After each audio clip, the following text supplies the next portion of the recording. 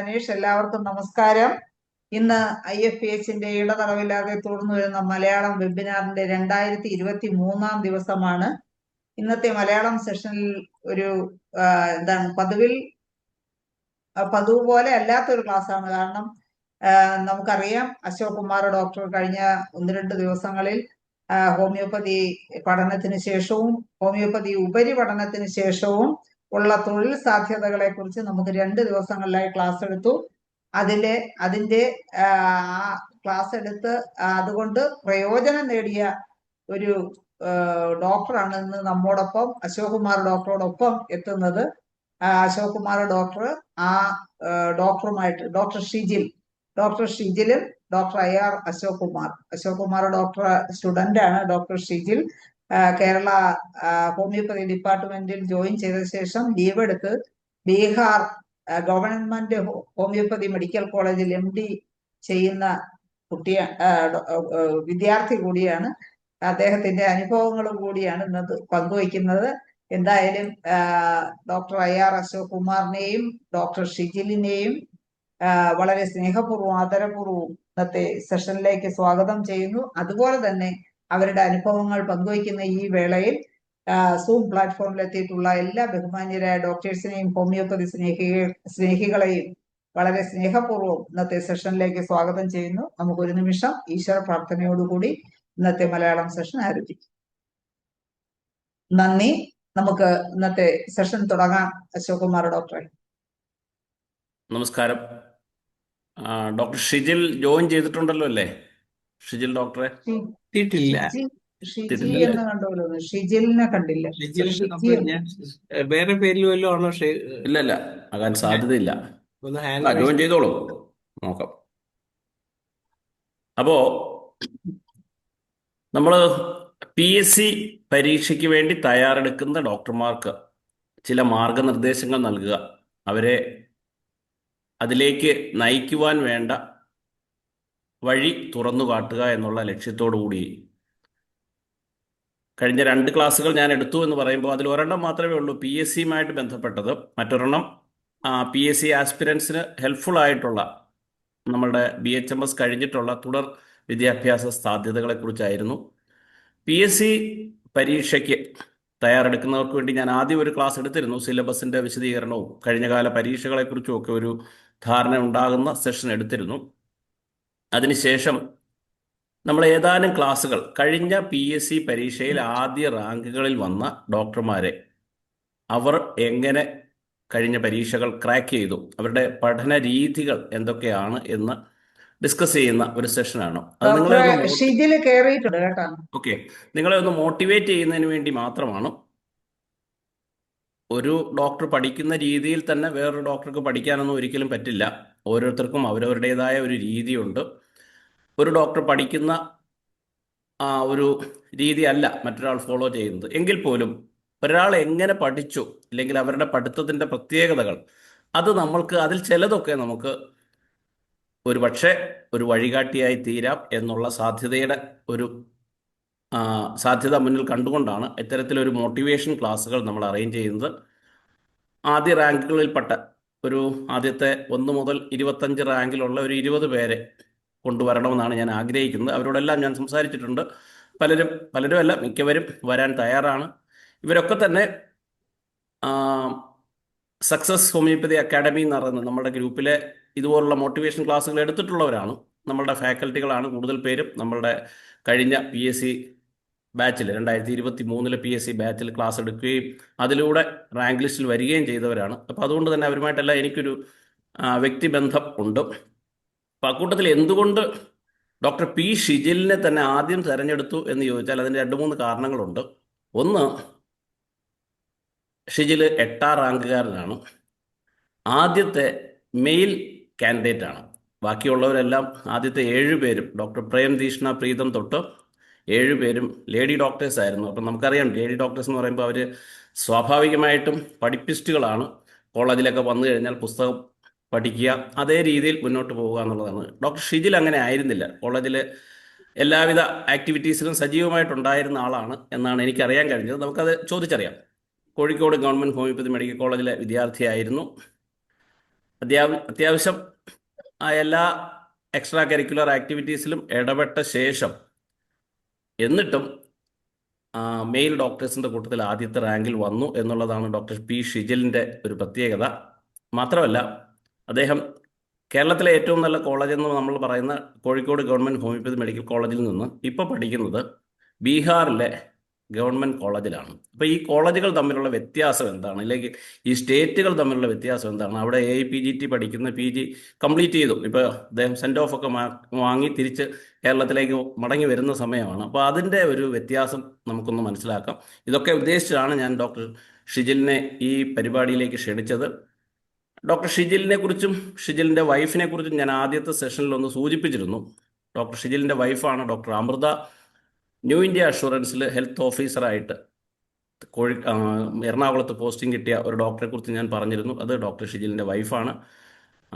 അപ്പോൾ ഷിജിൽ ഡോക്ടറെ ക്യാമറ ഓണാണ്. ക്യാമറ ഓണാണ്. ഓണാണ്. ഓക്കെ. ഡോക്ടർ ഷിജിലിനെ ഞങ്ങൾ സ്വാഗതം ചെയ്തിരുന്നു. എന്തായാലും ഓക്കെ. ബീഹാറിലെയും കേരളത്തിൽ പഠിച്ച എക്സ്പീരിയൻസും അവിടെ ഇപ്പൊ പഠിച്ചുകൊണ്ടിരിക്കുന്ന എക്സ്പീരിയൻസും ഒക്കെ ഷെയർ ചെയ്യുന്നതിന് വേണ്ടി ഡോക്ടർ ഷിജിലിനെ ഒന്നുകൂടി സ്വാഗതം ചെയ്യുന്നു. Doctor thank you ma'am. Okay. അപ്പോൾ ആദ്യമായിട്ട് ഷിജിലിലേക്ക് പോകുന്നതിന് മുമ്പ് എനിക്ക് ഇന്നിപ്പോൾ ഒരു 250ഓളം ഡോക്ടർമാർ ജോയിൻ ചെയ്തിട്ടുണ്ട്. അവരോട് മറ്റൊരു കാര്യം കൂടെ പറയാനുള്ളത്, IFPH എന്ന് പറഞ്ഞ സംഘടന ഏതാണ്ട് 6 വർഷക്കാലം കോവിഡ് തുടങ്ങിയ കാലം മുതൽ വർക്ക് ചെയ്യുന്ന ഒരു സംഘടനയാണ്. കേരളത്തിലെ ഒരു ഇൻ്റർനാഷണൽ ഓർഗനൈസേഷൻ എന്നുള്ള നിലയിൽ, ഇൻ്റർനാഷണൽ ഓർഗനൈസേഷൻ എന്ന് പറയുമ്പോൾ പലപ്പോഴും ഈ ഇൻ്റർനാഷണൽ എന്നുള്ള പേരുകൾ മാത്രമേ ഉണ്ടാകാറുള്ളൂ. പക്ഷേ IFPHനെ സംബന്ധിച്ച് അതിൻ്റെ ഫാക്കൽറ്റികൾ നല്ലൊരു ശതമാനം ഇൻ്റർനാഷണൽ ലെവലിലുള്ളവരാണ്. എല്ലാ ദിവസവും ഇന്നിപ്പോൾ 2023 സെഷനാണ് എന്ന് പറയുമ്പോൾ എല്ലാ ദിവസവും തുടർച്ചയായിട്ട് സൂം സെഷൻ ചെയ്യുന്നുണ്ട്. ഫ്രീ ആയിട്ട് എല്ലാവർക്കും ഫ്രീ ആയിട്ട് കയറാൻ പറ്റുന്നതാണ്. നിങ്ങൾ ഇന്ന് കയറിയ ഇതേ ലിങ്കിൽ അടുത്ത ക്ലാസ്സുകളൊക്കെ നിങ്ങൾക്ക് കയറാൻ പറ്റും. 7:30 to 8:30 ഹിന്ദി സെഷനാണ്. ഹിന്ദി സെഷനിൽ നിങ്ങൾ ഒരുപക്ഷെ കേട്ടിട്ടുള്ള പല പ്രമുഖരായ ഡോക്ടർമാരെ നിങ്ങൾക്ക് അതിൽ കാണാൻ കഴിയും. ഷിജിലിന് വേണമെങ്കിൽ ഹിന്ദി കുറച്ച് പരിചയം ഉണ്ടാവുമല്ലോ, വേണമെങ്കിൽ വല്ലപ്പോഴും ഹിന്ദി സെഷനിലൊക്കെ വരാം. അപ്പോൾ അത് കഴിഞ്ഞിട്ട് 8:30 to 9:30 ഒരു ഇൻ്റർനാഷണൽ സെഷനാണ്, ഇംഗ്ലീഷ് സെഷനാണ്. വളരെ നല്ല ക്ലാസ്സുകൾ ഉണ്ടാകാറുണ്ട്. കേരളത്തിൽ നിന്നും ഉള്ള ഫാക്കൽറ്റികളും ഡോക്ടർ ബിന്ദു ജോൺ പുൽപ്പറമ്പിലും ഡോക്ടർ വിനു കൃഷ്ണനെ പോലെയുള്ള ഡോക്ടർമാരും ഒക്കെ ആ സെഷനിൽ വന്നിട്ടുണ്ട്. മലയാളം സെഷൻ 9:30 to 10:30 ആണ്. ഇപ്പോൾ ഇത് തുടർച്ചയായിട്ട് നടന്നു വരുന്നതാണ്. അപ്പോൾ ഈ ലിങ്ക് അന്വേഷിച്ച് ആരും പോകണ്ട. ഇന്ന് നിങ്ങൾ കയറിയിട്ടുള്ള അതേ ലിങ്കിൽ തന്നെയാണ് നിങ്ങൾക്ക് എല്ലാ ദിവസവും ഈ സൂം സെഷൻ കിട്ടുന്നത്. അപ്പോൾ ഞാൻ ഡോക്ടർ ഷിജിലിലേക്ക് പോവുകയാണ്. ഷിജില് ഇത് നമ്മുടെ സക്സസിൻ്റെ ഗ്രൂപ്പിൽ മുമ്പ് സംസാരിച്ചിട്ടുള്ളതാണ്. പലർക്കും ഇവിടെ കയറിയിട്ടുള്ള ചിലർക്കെങ്കിലും അത് ഓർമ്മയുണ്ടാകും. അപ്പം ഷിജിൽ ഏത് ബാച്ചാണ് കോഴിക്കോട്, അല്ലെങ്കിൽ ഏത് വർഷം ജോയിൻ ചെയ്തു, ഏത് വർഷം പാസ് ഔട്ടായി എന്നുള്ള കാര്യം ഒന്ന് പറഞ്ഞോളൂ. Okay sir, good evening to everyone. ആദ്യമായിട്ടാണ് ഒരുപാട് സന്തോഷം ഇങ്ങനെ IFPH പോലെ ഒരു വലിയൊരു പ്ലാറ്റ്ഫോം നമ്മളിപ്പോൾ സക്സസ് ഗ്രൂപ്പായിട്ട് ജോയിൻ ആയിട്ട് ചെയ്യുന്ന ഒരു പ്രോഗ്രാമാണിത്. അതിലേക്ക് ഇപ്പോൾ ഡെയിലി വെച്ച് ഓരോ വെബിനാർ വെച്ചിട്ട് നടത്തുക എന്നൊക്കെ പറഞ്ഞിട്ടുണ്ടെങ്കിൽ വലിയ എഫേർട്ട് വേണ്ട ഒരു കാര്യമാണ്. ഇതിപ്പോൾ 2023 വെബിനാർ കണ്ടിന്യൂസ് ആയിട്ട് ഓരോ ദിവസം, അത് 3 വ്യത്യസ്തമായ ലാംഗ്വേജുകളിൽ നടത്തുന്ന ഒരു വെബിനാർ പ്രോഗ്രാമാണിത്. അപ്പം അത്രയും വലിയൊരു പ്ലാറ്റ്ഫോമിൽ ഇതുപോലെ ഒരു അവസരം കിട്ടിയതിൽ ഒരുപാട് സന്തോഷം. പിന്നെ സാറ് ചോദിച്ച ചോദ്യത്തിലേക്ക് വരാം.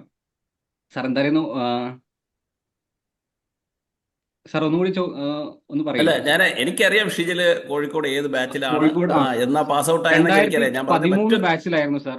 2013 ബാച്ച് കോഴിക്കോട് നമ്മുടെ നമ്പർ വൈസ് വെച്ചിട്ടാണ് നമ്മൾ ബാച്ച് പറയാറ്. അപ്പൊ 36ാമത്തെ ബാച്ചിലാണ് ജോയിൻ ചെയ്തിട്ടുണ്ടായിരുന്നത്. 2013 ജോയിൻ ചെയ്തതിനു ശേഷം 2019 കറക്റ്റ് സമയത്ത് തന്നെ പാസ് ഔട്ട് ആയിട്ടുണ്ട്. അതിന്റെ ഇടയ്ക്ക് ഈ പറഞ്ഞ പോലെ ഒരുപാട് സപ്ലിമെന്ററി ഒക്കെ വന്നിട്ടുണ്ട്. കാരണം ഞാൻ പാസ്സായിട്ടുള്ളത് അത്രയും ഈ നോക്കൗട്ട് എക്സാം പോലെയാണ്. നമ്മൾ പാസ്സായി കഴിഞ്ഞിട്ടുണ്ടെങ്കിൽ, പാസ്സായിട്ടില്ലെങ്കിൽ ഒരു 6 മാസം ഡിലേ വരും എന്നുള്ള സാഹചര്യം വന്നിട്ടുണ്ടെങ്കിൽ മാത്രമാണ് എല്ലാ എക്സാമും ഞാൻ പാസ്സായിട്ടുള്ളത്. അപ്പോൾ ഫസ്റ്റ് ഇയർ നമ്മൾ ഫെയിൽ ആയി കഴിഞ്ഞിട്ടുണ്ടെങ്കിൽ 6 month ലാഗ് ഉണ്ടാവും. അപ്പോൾ ഫസ്റ്റ് ഇയർ അതിന് വേണ്ടിയിട്ട് ആ ഒരു ലാഗ് പേടിച്ചതുകൊണ്ട് തന്നെ നമ്മൾ അത്യാവശ്യം നന്നായി പ്രിപ്പയർ ചെയ്തിട്ട് വലിയ സ്കോറൊന്നും ഉണ്ടായിട്ടില്ല. ഒരു ജസ്റ്റ് പാസ് മാർക്ക് ആ ഒരു റേഞ്ചിൽ മാത്രമേ എപ്പോഴും കിട്ടാറുള്ളൂ. ഒരു 50 to 55% ഇടയ്ക്ക് മാത്രമേ നമ്മുടെ പെർസെൻറ്റേജും വരാറുള്ളൂ. മിനിമം മാർക്ക് എന്തായാലും 50% വേണമല്ലോ. അപ്പോൾ അങ്ങനെ പിന്നെ സെക്കൻഡ് ഇയർ എത്തിയപ്പോൾ നമുക്ക് കുറച്ച് ചാൻസ് എടുക്കാം.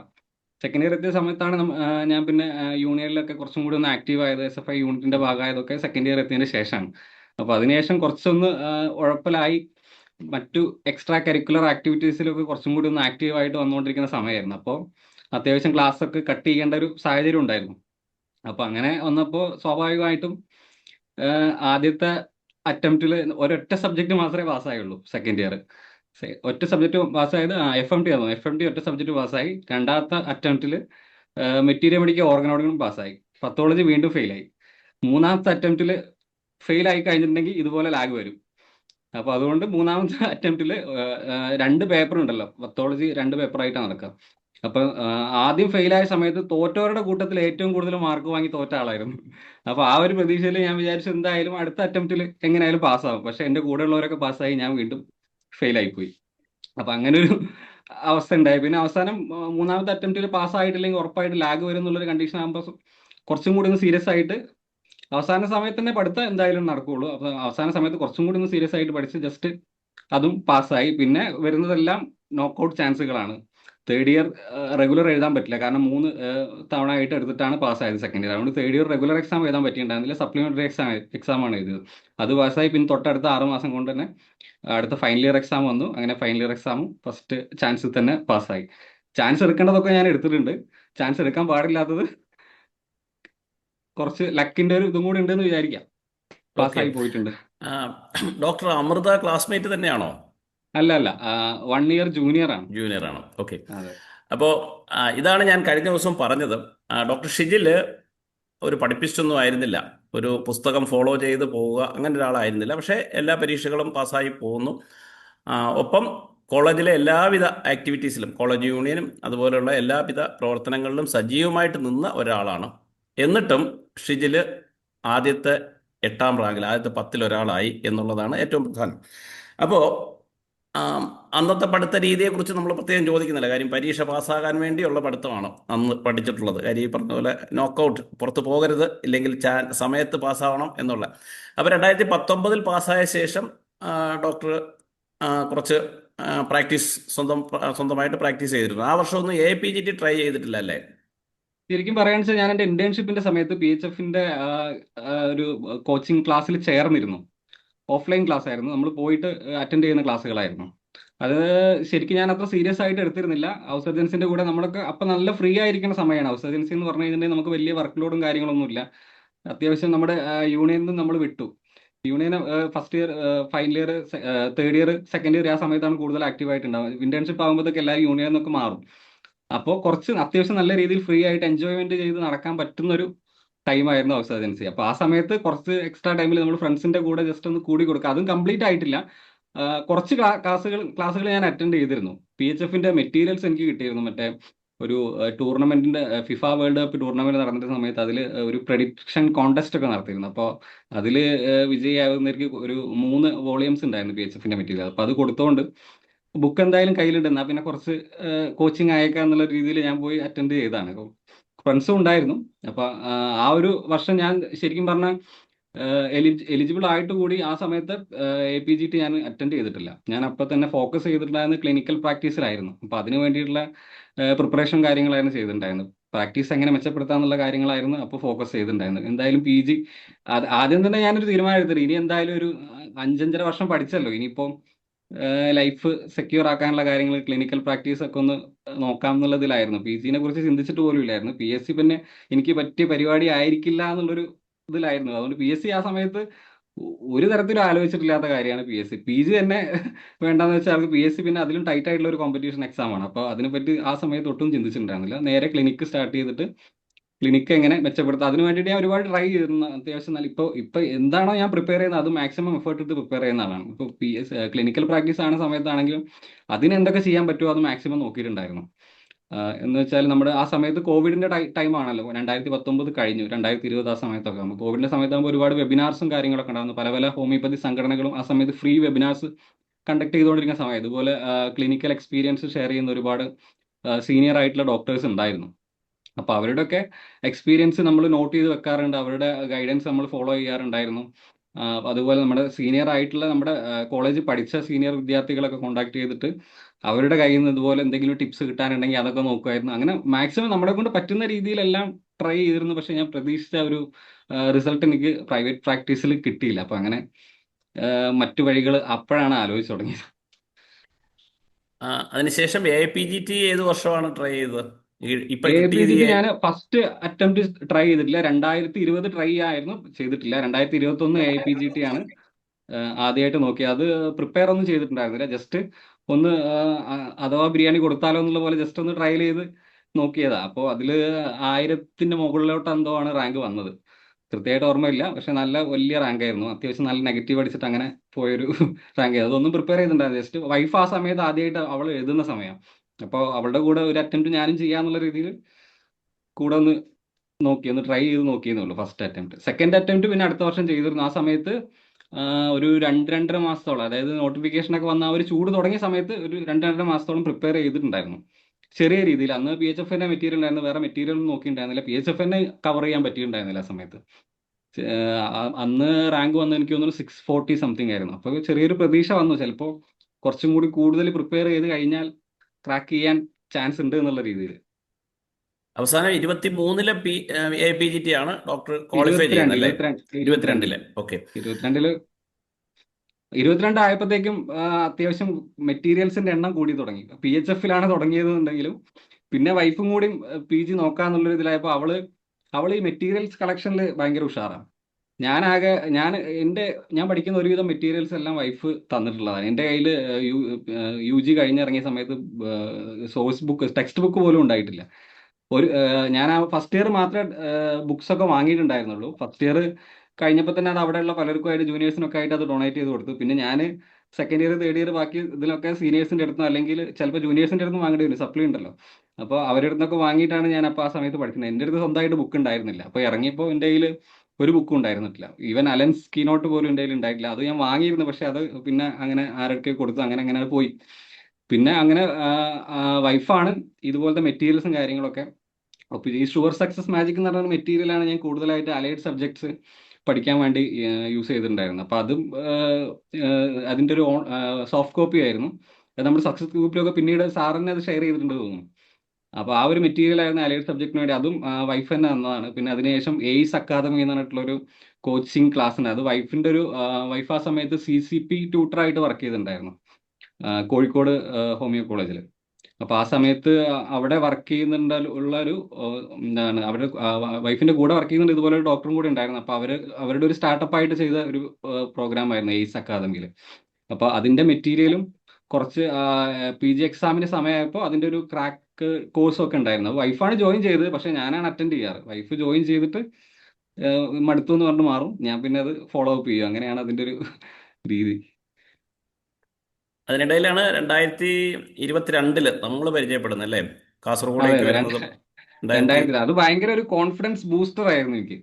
2022 നമ്മൾ ആദ്യമായിട്ട് നാം എക്സാമിന്റെ ആദ്യത്തെ എക്സാമാണ് എൻ്റെ നാമിന്റെ. ഇതുപോലെ വേറെയും കുറെ എക്സാം എഴുതിയിട്ടുണ്ട്, പക്ഷെ നാം എക്സാം വന്ന സമയത്ത് ഞാൻ ഡോക്ടറെ വിളിച്ചിട്ടുണ്ടായിരുന്നു. അന്ന് ന്യൂസ് കട്ടിങ്ങിൽ കൊടുത്തിട്ടുള്ള സ്വന്തം നമ്പർ ആയിരുന്നു തോന്നുന്നു. ഞാൻ വിളിച്ചത് ഡോക്ടറെ തന്നെ ആയിരുന്നു എന്തായാലും കിട്ടിയത്. അപ്പൊ ഞാൻ ജസ്റ്റ് അന്വേഷിച്ചപ്പോൾ ഡോക്ടറിനോട് പറയുകയും ചെയ്തു, ഇപ്പൊ ഒരു സീറ്റേ ഉള്ളൂ, പക്ഷെ ഭാവിയിൽ 2-3 സീറ്റുകൾ കൂടെ വരാനുണ്ട്. മൊബൈൽ ക്ലിനിക്ക് പോലെ ഒരു സ്റ്റാർട്ടിങ് ഒക്കെ ഉദ്ദേശിക്കുന്നുണ്ട്. അതിൽ ഒന്നിൽ കൂടുതൽ വാക്കൻസീസ് അവിടെ വരുന്നു. അപ്പം ഭയങ്കര പ്രതീക്ഷയോട് ഞാൻ അപ്പോഴേ ചോദിച്ചു റിട്ടേൺ എക്സാം ഉണ്ടോ, കാരണം ഞാൻ ഓൾറെഡി ചെറുതായിട്ട് പ്രിപ്പയർ ചെയ്തുകൊണ്ടിരിക്കുകയാണ്. ഇന്റർവ്യൂ മാത്രമാണെന്നുണ്ടെങ്കിൽ എനിക്ക് യാതൊരു പ്രതീക്ഷ ഉണ്ടായിരുന്നില്ല. പിന്നെ പൊതുവേ ഒരു മിസ്കൺസെപ്റ്റ് ഉണ്ടല്ലോ, ഇതുപോലത്തെ ഈ ഡിസ്ട്രിക്ട് വൈസ് ആയിട്ട് നടത്തുന്ന NHM NIM എക്സാമുകൾ കുറച്ചൊരു ഇൻഫ്ലുവൻസ് ഉണ്ടെങ്കിൽ മാത്രമേ കിട്ടുള്ളൂ എന്നുള്ളൊരു ധാരണ ഉണ്ടല്ലോ. അപ്പൊ അതുകൊണ്ട് റിട്ടേൺ എക്സാം ഉണ്ടെങ്കിൽ മാത്രമേ പോകുന്നുള്ളൂ, അല്ലെങ്കിൽ പോകുന്നില്ല എന്ന് വിചാരിച്ചു. അപ്പൊ സാറിനോട് പറഞ്ഞു റിട്ടേൺ എക്സാം എന്തായാലും ഉണ്ടാവും. അപ്പൊ പിന്നെ ആ ഒരു പ്രതീക്ഷയിലാണ് പോയത്. അപ്പൊ അതില് 5th റാങ്കിലാണ് അവിടെ ഉണ്ടായിരുന്നത്. 5th പൊസിഷനിലാണ് അവിടെ കിട്ടിയത്. അത് ഭയങ്കര ഒരു കോൺഫിഡൻസ് ബൂസ്റ്ററാണ്. പിന്നെ ആ എക്സാമിന്റെ കാര്യം ഒന്ന് എടുത്ത് പറയേണ്ടതുണ്ട്. സാറ് വളരെ ജെന്യൂൻ ആയിട്ട് സത്യസന്ധമായിട്ട് നടത്തിയൊരു എക്സാമാണത്. സാർ അത് കഴിഞ്ഞിട്ട് ഒരു കാര്യം കൂടി പറഞ്ഞിട്ടുണ്ടായിരുന്നു, നിങ്ങൾക്ക് ആർക്കെങ്കിലും എന്തെങ്കിലും ഈ എക്സാം നടത്തിയതിൽ എന്തെങ്കിലും ഡൗട്ടോ കാര്യങ്ങളോ നിങ്ങളെ മാർക്ക് കുറഞ്ഞു പോയോ അങ്ങനെ എന്തെങ്കിലും ഒരു സംശയം ഉണ്ടെന്നുണ്ടെങ്കിൽ നിങ്ങൾക്ക് നേരിട്ട് വന്ന് പരിശോധിക്കാവുന്നതാണെന്ന് ഒരു വാക്കുകൂടി ആ സമയത്ത് പറയുന്നത്. അപ്പോൾ നിങ്ങൾക്ക് മനസ്സിലായത് ഇത് പക്ക ക്ലീൻ ആയിട്ട് നടത്തുന്ന ഒരു എക്സാം ആണെന്ന്. അത് കാസർഗോഡ് ജില്ലയ്ക്ക് മാത്രമായിട്ട് നടത്തിയ ഒരു നാം പരീക്ഷയായിരുന്നു. അപ്പോൾ അവിടെ ചില ഇൻഫ്ലുവൻസിനുള്ള സാധ്യതകൾ എൻ്റെ അടുത്തേക്ക് വന്നതുകൊണ്ട് തന്നെ റിട്ടേൺ എക്സാം നടത്തി അന്നേ ദിവസം തന്നെ പിന്നെ വാല്യൂ ചെയ്ത് ഉച്ചയ്ക്ക് ശേഷം സെലക്റ്റഡ് ആയിട്ടുള്ളവരുടെ ഇൻ്റർവ്യൂ നടത്തി. കാര്യം ആൻസർ ഷീറ്റ് എൻ്റെ കയ്യിൽ ഇരുന്ന് കഴിഞ്ഞാൽ അത് ശരിയാകില്ല എന്ന് എനിക്ക് തന്നെ മനസ്സിലായി. കാര്യം അതുപോലുള്ള ഇൻഫ്ലുവൻസ് ഉണ്ടായിരുന്നു, ഉള്ള കാര്യം പറയാമല്ലോ. അപ്പോൾ അതെ ഞാൻ എന്താ ചെയ്തതെന്ന് വെച്ചാൽ ഇവരൊരു 200 പേരുണ്ടായിരുന്നു ആപ്ലിക്കൻസ്. ഇവരെ ഞാനൊരു ഹാളിലേക്ക് ഇരുത്തി എക്സാം നടത്തി. അതായത് റിട്ടേൺ ക്വസ്റ്റ്യൻ പേപ്പർ ഡിസ്ട്രിബ്യൂട്ട് ചെയ്തു. ഞാൻ തന്നെ തയ്യാറാക്കിയ ക്വസ്റ്റ്യൻ പേപ്പറാണ്.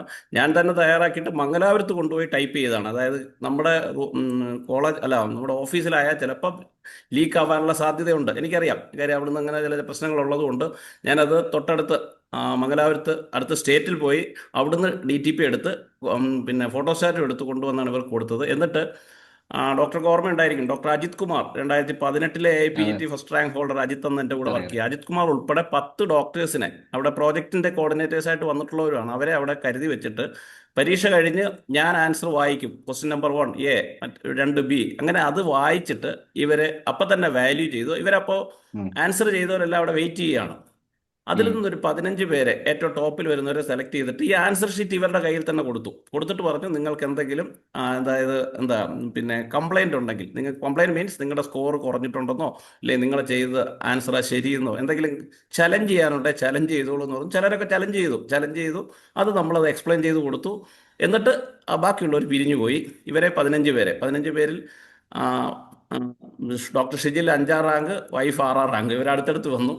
എനിക്ക് തോന്നുന്നു കണ്ടെഴുതിയാണെന്ന് തോന്നുന്നില്ലേ? ആണോ? അല്ല, അല്ല ഒരിക്കലും അല്ല. അല്ല കാര്യം ഞാൻ 6ാം വളരെ റാങ്കല്ല, അവള് 14ാം റാങ്കിലുണ്ടായിരുന്നത്. തൊട്ടടുത്ത് തന്നെയാണ് ആണോ? ഇരുന്നിരുന്നത്, പക്ഷെ അവള് അല്ല, കോപ്പി അതൊക്കെ വളരെ അടിക്കുന്നതിന് അത്ര കൃത്യമായിട്ടാണ് താല്പര്യമുള്ളതല്ല. എക്സാം നടത്തിയിരുന്നതൊക്കെ, വളരെ കൃത്യമായിട്ടാണ്. എന്തായാലും അതെ ആ, പിന്നെ ആ ലിസ്റ്റിൽ നിന്ന് ഡോക്ടർക്ക് തൊട്ട് മുമ്പിലുള്ള 4ാം റാങ്ക് വരെ അതെ എടുത്തു എന്ന് തോന്നുന്നു. ഡോക്ടർ അപ്പോഴത്തേക്ക് PG കിട്ടുകയും ചെയ്തു. ഞാനുള്ളപ്പോൾ 2 പേരെ എടുത്തു. ആ അതിലൊരാൾ ട്രിവാൻഡ്രത്ത് നെയ്യാറ്റിങ്കര ആശുപത്രിയിൽ, ഇപ്പോൾ ട്രിവാൻഡ്രത്തുകാരിയായിരുന്നു, സെക്കൻഡ് റാങ്ക് ട്രിവാൻഡ്രത്തുകാരിയാണ്. ട്രിവാൻഡ്രത്ത് നെയ്യാറ്റിങ്കര ആശുപത്രി ഡോക്ടർ ലോവിന. ഫസ്റ്റ് ഓക്കെ റാങ്ക് തിരുവനന്തപുരത്ത് അല്ല, കാസർഗോഡ് തന്നെയുള്ള ഡോക്ടർ അഞ്ജു. ഞാൻ ആ പേരുകളൊക്കെ ഓർക്കുന്നുണ്ട്. ഡോക്ടറൊക്കെ ഉണ്ട്. അപ്പം ഞാൻ അതത്ര വളരെ കൃത്യമായിട്ടാണ് നടത്തിയെന്ന് ഞാൻ പറഞ്ഞതാണ്. ഓക്കെ. അപ്പോൾ അത് കഴിഞ്ഞിട്ട് പിന്നെ ഞാൻ ഷിജിൽ ഡോക്ടർ ഇടയ്ക്കൊക്കെ എന്നെ വിളിക്കുകയും ചില കാര്യങ്ങളൊക്കെ ഡിസ്കസ് ചെയ്യുകയും ചെയ്യുന്നുണ്ടായിരുന്നു. ഞാൻ അതുകൊണ്ടാണ് ആ അതെ സംഭവം പറഞ്ഞത്. അപ്പം ആ, അത് കഴിഞ്ഞിട്ട് 23-ല് അല്ല 22-ൽ തന്നെ AIPGTക്ക് കയറി 22ാണ്. അല്ലേ? പിന്നെ നമ്മുടെ ബീഹാറിൽ PG കിട്ടിയിട്ടുള്ള ആ എൻട്രൻസ്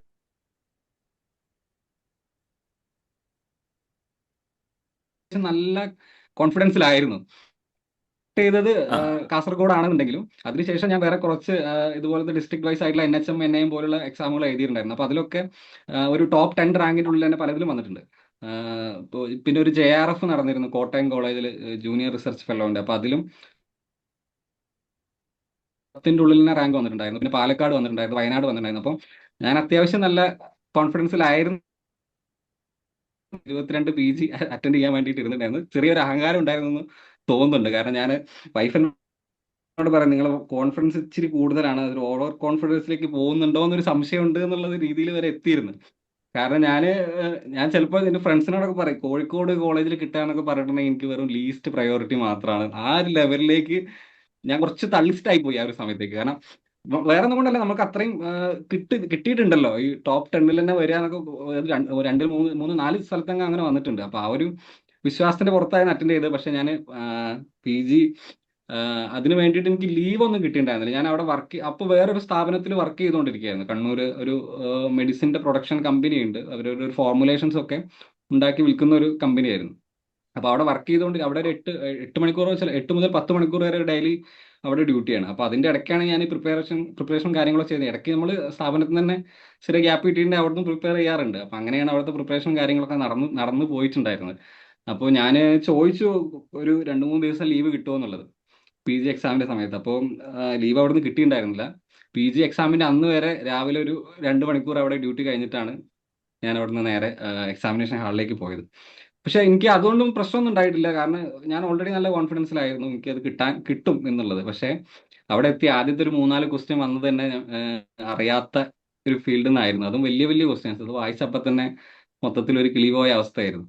പിന്നെ അവിടുന്ന് അങ്ങോട്ട് ഒരു ഒരു ഒരു ഒരു പിടുത്തം കിട്ടിയിട്ടുണ്ടായിരുന്നില്ല. മൊത്തത്തിൽ ആകെ ഒരു കിളിപോയ അവസ്ഥ ആയിപ്പോയി. മൊത്തത്തിൽ ചെയ്തു വന്നപ്പോൾ ഒരുപാട് മിസ്റ്റേക്കുകൾ, അറിയുന്ന ക്വസ്റ്റ്യൻസ് തന്നെ ഒരുപാട് മിസ്റ്റേക്ക് ആയി പോയി. വായിക്കുന്നത് എക്സെപ്റ്റ് എന്നുള്ള വേർഡ് കാണാണ്ട് പോയി, നോട്ട് എന്നുള്ള വേർഡ് കാണാതെ പോയി, അറിയുന്ന ക്വസ്റ്റ്യൻസ് തന്നെ ഡിലീറ്റ് ആയി പോയി. ഈ അസേഷൻ റീസൺസ് എന്നുള്ള ആ സമയത്തൊക്കെ ഒരുപാട് മിസ്റ്റേക്സ് ഉണ്ടായിരുന്നു ക്വസ്റ്റ്യനിൽ. ഒരുപാട് ക്വസ്റ്റ്യൻ ഡിലീറ്റ് ചെയ്തിട്ടും ഒരുപാട് ക്വസ്റ്റ്യന് വെറുതെ മാർക്ക് കൊടുക്കുക അങ്ങനെയൊക്കെ ഉണ്ടായിട്ടുണ്ട്. 2022 PG എഴുതിയവർ ഇത് കേൾക്കുന്നുണ്ടെങ്കിൽ മനസ്സിലാവും. അസേഷൻ റീസൺ ഒക്കെ ഫസ്റ്റും സെക്കൻഡും ഓപ്ഷൻസ് ഒരേപോലെ കൊടുത്തിട്ടുണ്ടായിരുന്നു. Both the assertion and reason and true and reason is the correct explanation of assertion എന്ന് പറഞ്ഞിട്ട് രണ്ട് ബോത്ത് എ ആൻഡ് ബിയും ഒരേ ഓപ്ഷൻ. അപ്പൊ ഞാനിങ്ങനെ വിചാരിക്കും ഇത് എനിക്ക് മാത്രം കണ്ണിൽ പിടിക്കാത്തതുകൊണ്ടാണോ ശരിയാവുന്നില്ലല്ലോ എന്നൊക്കെ വിചാരിച്ചിട്ട് ഞാൻ കുറെ നേരം അവിടെ വെയിറ്റ് ചെയ്തിരുന്നു. എന്നിട്ട് അവിടുത്തെ ഇൻവിജിലേറ്റർ വിളിച്ചു. ഒരുപാട് ടെൻഷൻ അടിച്ചു ആ സമയത്ത്. അപ്പൊ ആ ഒരു ടെൻഷൻ അടിക്കലും സമയവും പോയി. അങ്ങനെ മൊത്തത്തിൽ 120 ക്വസ്റ്റ്യൻ വരെ വായിച്ചെത്താൻ പോലും പറ്റിയിട്ടുണ്ടായിരുന്നില്ല ആ സമയത്ത്. പിന്നെ അതിന്റെ ഇടയ്ക്ക് തന്നെ അറിയുന്ന ക്വസ്റ്റ്യൻസ് ടെൻഷൻ അടിച്ച് സ്ട്രെസ് അടിച്ച് വെറുതെ തെറ്റിക്കുകയും ചെയ്ത് അങ്ങനെ 229ാമത്തെ റാങ്കിലാണ് ആ ഒരു എക്സാം. ഞാൻ നല്ലൊരു ടോപ്പ് റാങ്ക് പ്രതീക്ഷിച്ചിട്ട് 229. ഇതിൽ വേറൊരു തമാശ എന്താ വെച്ചാൽ എന്റെ കൂടെ വർക്ക് ചെയ്യുന്ന വേറൊരു ഡോക്ടറും കൂടി ഉണ്ടായിരുന്നു അതേ സ്ഥാപനത്തിൽ. അപ്പൊ നമ്മൾ ഒരുമിച്ചൊക്കെ ആയിരുന്നു പ്രിപ്പയർ ചെയ്തുകൊണ്ടിരുന്നത്. അപ്പോൾ അപ്പൊ നമ്മൾ ഒരേ ലെവലിലാണ് പ്രിപ്പറേഷൻ ഒക്കെ പോയിക്കൊണ്ടിരുന്നത്. അവരും മുമ്പത്തെ ഒരു അറ്റംപ്റ്റിൽ അത്യാവശ്യം നല്ല റാങ്ക് വന്നിട്ടുണ്ടായിരുന്നു. ഞാൻ മുമ്പത്തെ 600 സംതിങ് ആണ് റാങ്ക് വന്നത്. പക്ഷെ പിന്നെ നല്ല രീതിയിൽ പ്രിപ്പറേഷൻ ചെയ്തു വന്നിരിക്കുന്ന സമയമായിരുന്നു. അപ്പോൾ അവൾക്ക് റാങ്ക് 22, എനിക്ക് റാങ്ക് 229. അങ്ങനെയാണ് ആ ഒരു എക്സാം ഫിനിഷ് ചെയ്തത് 2029. അത് എന്നിട്ട് വേറെ ഓപ്ഷൻ ഇല്ലായിരുന്നു. കേരളത്തിൽ 229 റാങ്കൊക്കെ കേരളത്തിൽ കിട്ടുന്ന ഒരു സമയമായിരുന്നു. അതിന് മുമ്പും അതിന് ശേഷവും കേരളത്തിൽ 229 റാങ്ക് ഓൾ ഇന്ത്യയിൽ കിട്ടുകയാണെന്നുണ്ടെങ്കിൽ OBC കോട്ടയിൽ കിട്ടിയിട്ടുണ്ട്. പക്ഷെ ആ ഒരു സമയത്ത് നമ്മുടെ PSC എക്സാമിന് പ്രിപ്പറേഷൻ ചെയ്യുന്ന ഒരുപാട് പേരും കൂടി ഉള്ളതുകൊണ്ട് ആദ്യത്തെ 100നും ആദ്യത്തെ 200ന്റെ ഇടയ്ക്കൊക്കെ ഒരുപാട് കേരള കാൻഡിഡേറ്റ്സ് വന്നു.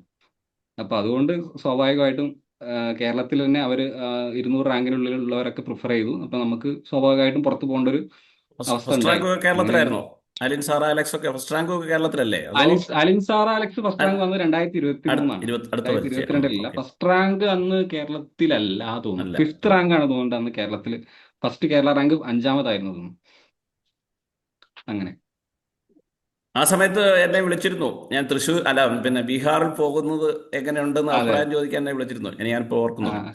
എന്തായാലും അതെ എന്തായിരുന്നു ബീഹാറിലെ ഒരു എക്സ്പീരിയൻസ്? ബീഹാറിലെ ഗവൺമെന്റ് ഹോമിയോ കോളേജ് എങ്ങനെയാണ്? ആ അവിടുത്തെ പേഷ്യൻസിന് ഹോമിയോപ്പതിയോടുള്ള ഒരു ഫെയ്ത്ത് എങ്ങനെയാണ്? ആ, കോഴിക്കോട് കോളേജും ബീഹാർ കോളേജുമായിട്ടൊന്ന് കമ്പയർ ചെയ്താൽ എങ്ങനെയാണ്? ഒന്ന് പറഞ്ഞോളൂ. നമുക്ക് ബീഹാറിനെ കുറിച്ച് സാറ് ഹോമിയോപ്പതിയെ തുടക്കത്തിൽ കുറിച്ചൊന്നും ഒരു അറിയില്ല. ഇൻട്രൊഡക്ഷനിൽ പറഞ്ഞിട്ടുണ്ട് Kozhikode college one of the best college എന്നാണ് ഞാൻ യെസ്, ഇങ്ങോട്ടേക്ക് അതെ. വന്നത്. അപ്പൊ ശരിക്കും നമ്മുടെ ഒരു ചങ്ക് തകർന്ന അവസ്ഥ തന്നെ ആയിരുന്നു ഇങ്ങോട്ട് എത്തിയപ്പോൾ. കോളേജ് കാണുന്നതിന് മുമ്പ് തന്നെ നമ്മൾ ഈ ഒരു ടൗണും ഈ ഒരു സിറ്റുവേഷനും മൊത്തത്തിലുള്ള ഒരു കാലാവസ്ഥയൊക്കെ കാണുമ്പോൾ തന്നെ നമ്മൾ ആകെ പതറിപ്പോകുന്ന ഒരു സിറ്റുവേഷൻ ആയിരുന്നു. മൊത്തത്തിൽ കേരളത്തിൽ നിന്ന് ബീഹാർ പോലൊരു സ്റ്റേറ്റിലേക്ക് വരുന്ന ചേഞ്ച്. ഞാൻ വളരെ ലേറ്റ് ആയിട്ടാണ് ഇവിടെ എത്തിയത്. ഫസ്റ്റ് ഡേ ബസ്സിലാണ് എയർപോർട്ടിൽ നിന്ന് ഇറങ്ങിയിട്ട് നേരെ ഒരു വണ്ടി വിളിച്ച് നേരെ ബസ് സ്റ്റോപ്പിലേക്ക് പോയി. ബസ് സ്റ്റോപ്പിൽ നിന്ന് വേറൊരു ബസ്സിൽ, അന്ന് ലാംഗ്വേജ് ഒന്നും അറിയില്ലായിരുന്നു. അപ്പൊ അതിന്റെ പ്രശ്നങ്ങളുണ്ട്. പിന്നെ നമുക്ക് തീരെ പറ്റാത്ത ഒരുപാട് കാര്യങ്ങളാണ് നമ്മൾ ഇവിടെ എത്തിയപ്പോൾ നമ്മൾ അനുഭവിച്ചുകൊണ്ടിരുന്നത്. ഇവിടെ വന്നു കഴിഞ്ഞിട്ട് ലാംഗ്വേജിന്റെ ഇഷ്യൂവിന്റെ അത് പോട്ടെ, അത് നമ്മൾ ഒരു ഇതൊക്കെ എക്സ്പെക്ട് ചെയ്യുന്നതാണ്. നമ്മൾ ലാംഗ്വേജ് കുറച്ചും കൂടി അഡാപ്റ്റ് ആവേണ്ടതുണ്ട്. ഹിന്ദി എനിക്ക് ഒട്ടും അറിയില്ലായിരുന്നു. ഇംഗ്ലീഷ് വെച്ചിട്ടാണ് ഞാൻ കമ്മ്യൂണിക്കേറ്റ് ചെയ്തത്. ഇംഗ്ലീഷും അറിയില്ലായിരുന്നു. പക്ഷെ ഇവിടെ വന്നതിന് ശേഷം പിന്നെ അത് ശരിയായി, ശീലായി, കുറേയൊക്കെ ബെറ്റർ ആയി. ലാംഗ്വേജ് എന്തായാലും ഇംഗ്ലീഷും ഹിന്ദിയും ബെറ്റർ ആയി എന്നുള്ളത് വലിയൊരു അഡ്വാൻറ്റേജ് ആണ് ഇവിടെ വന്നതിന് ശേഷം.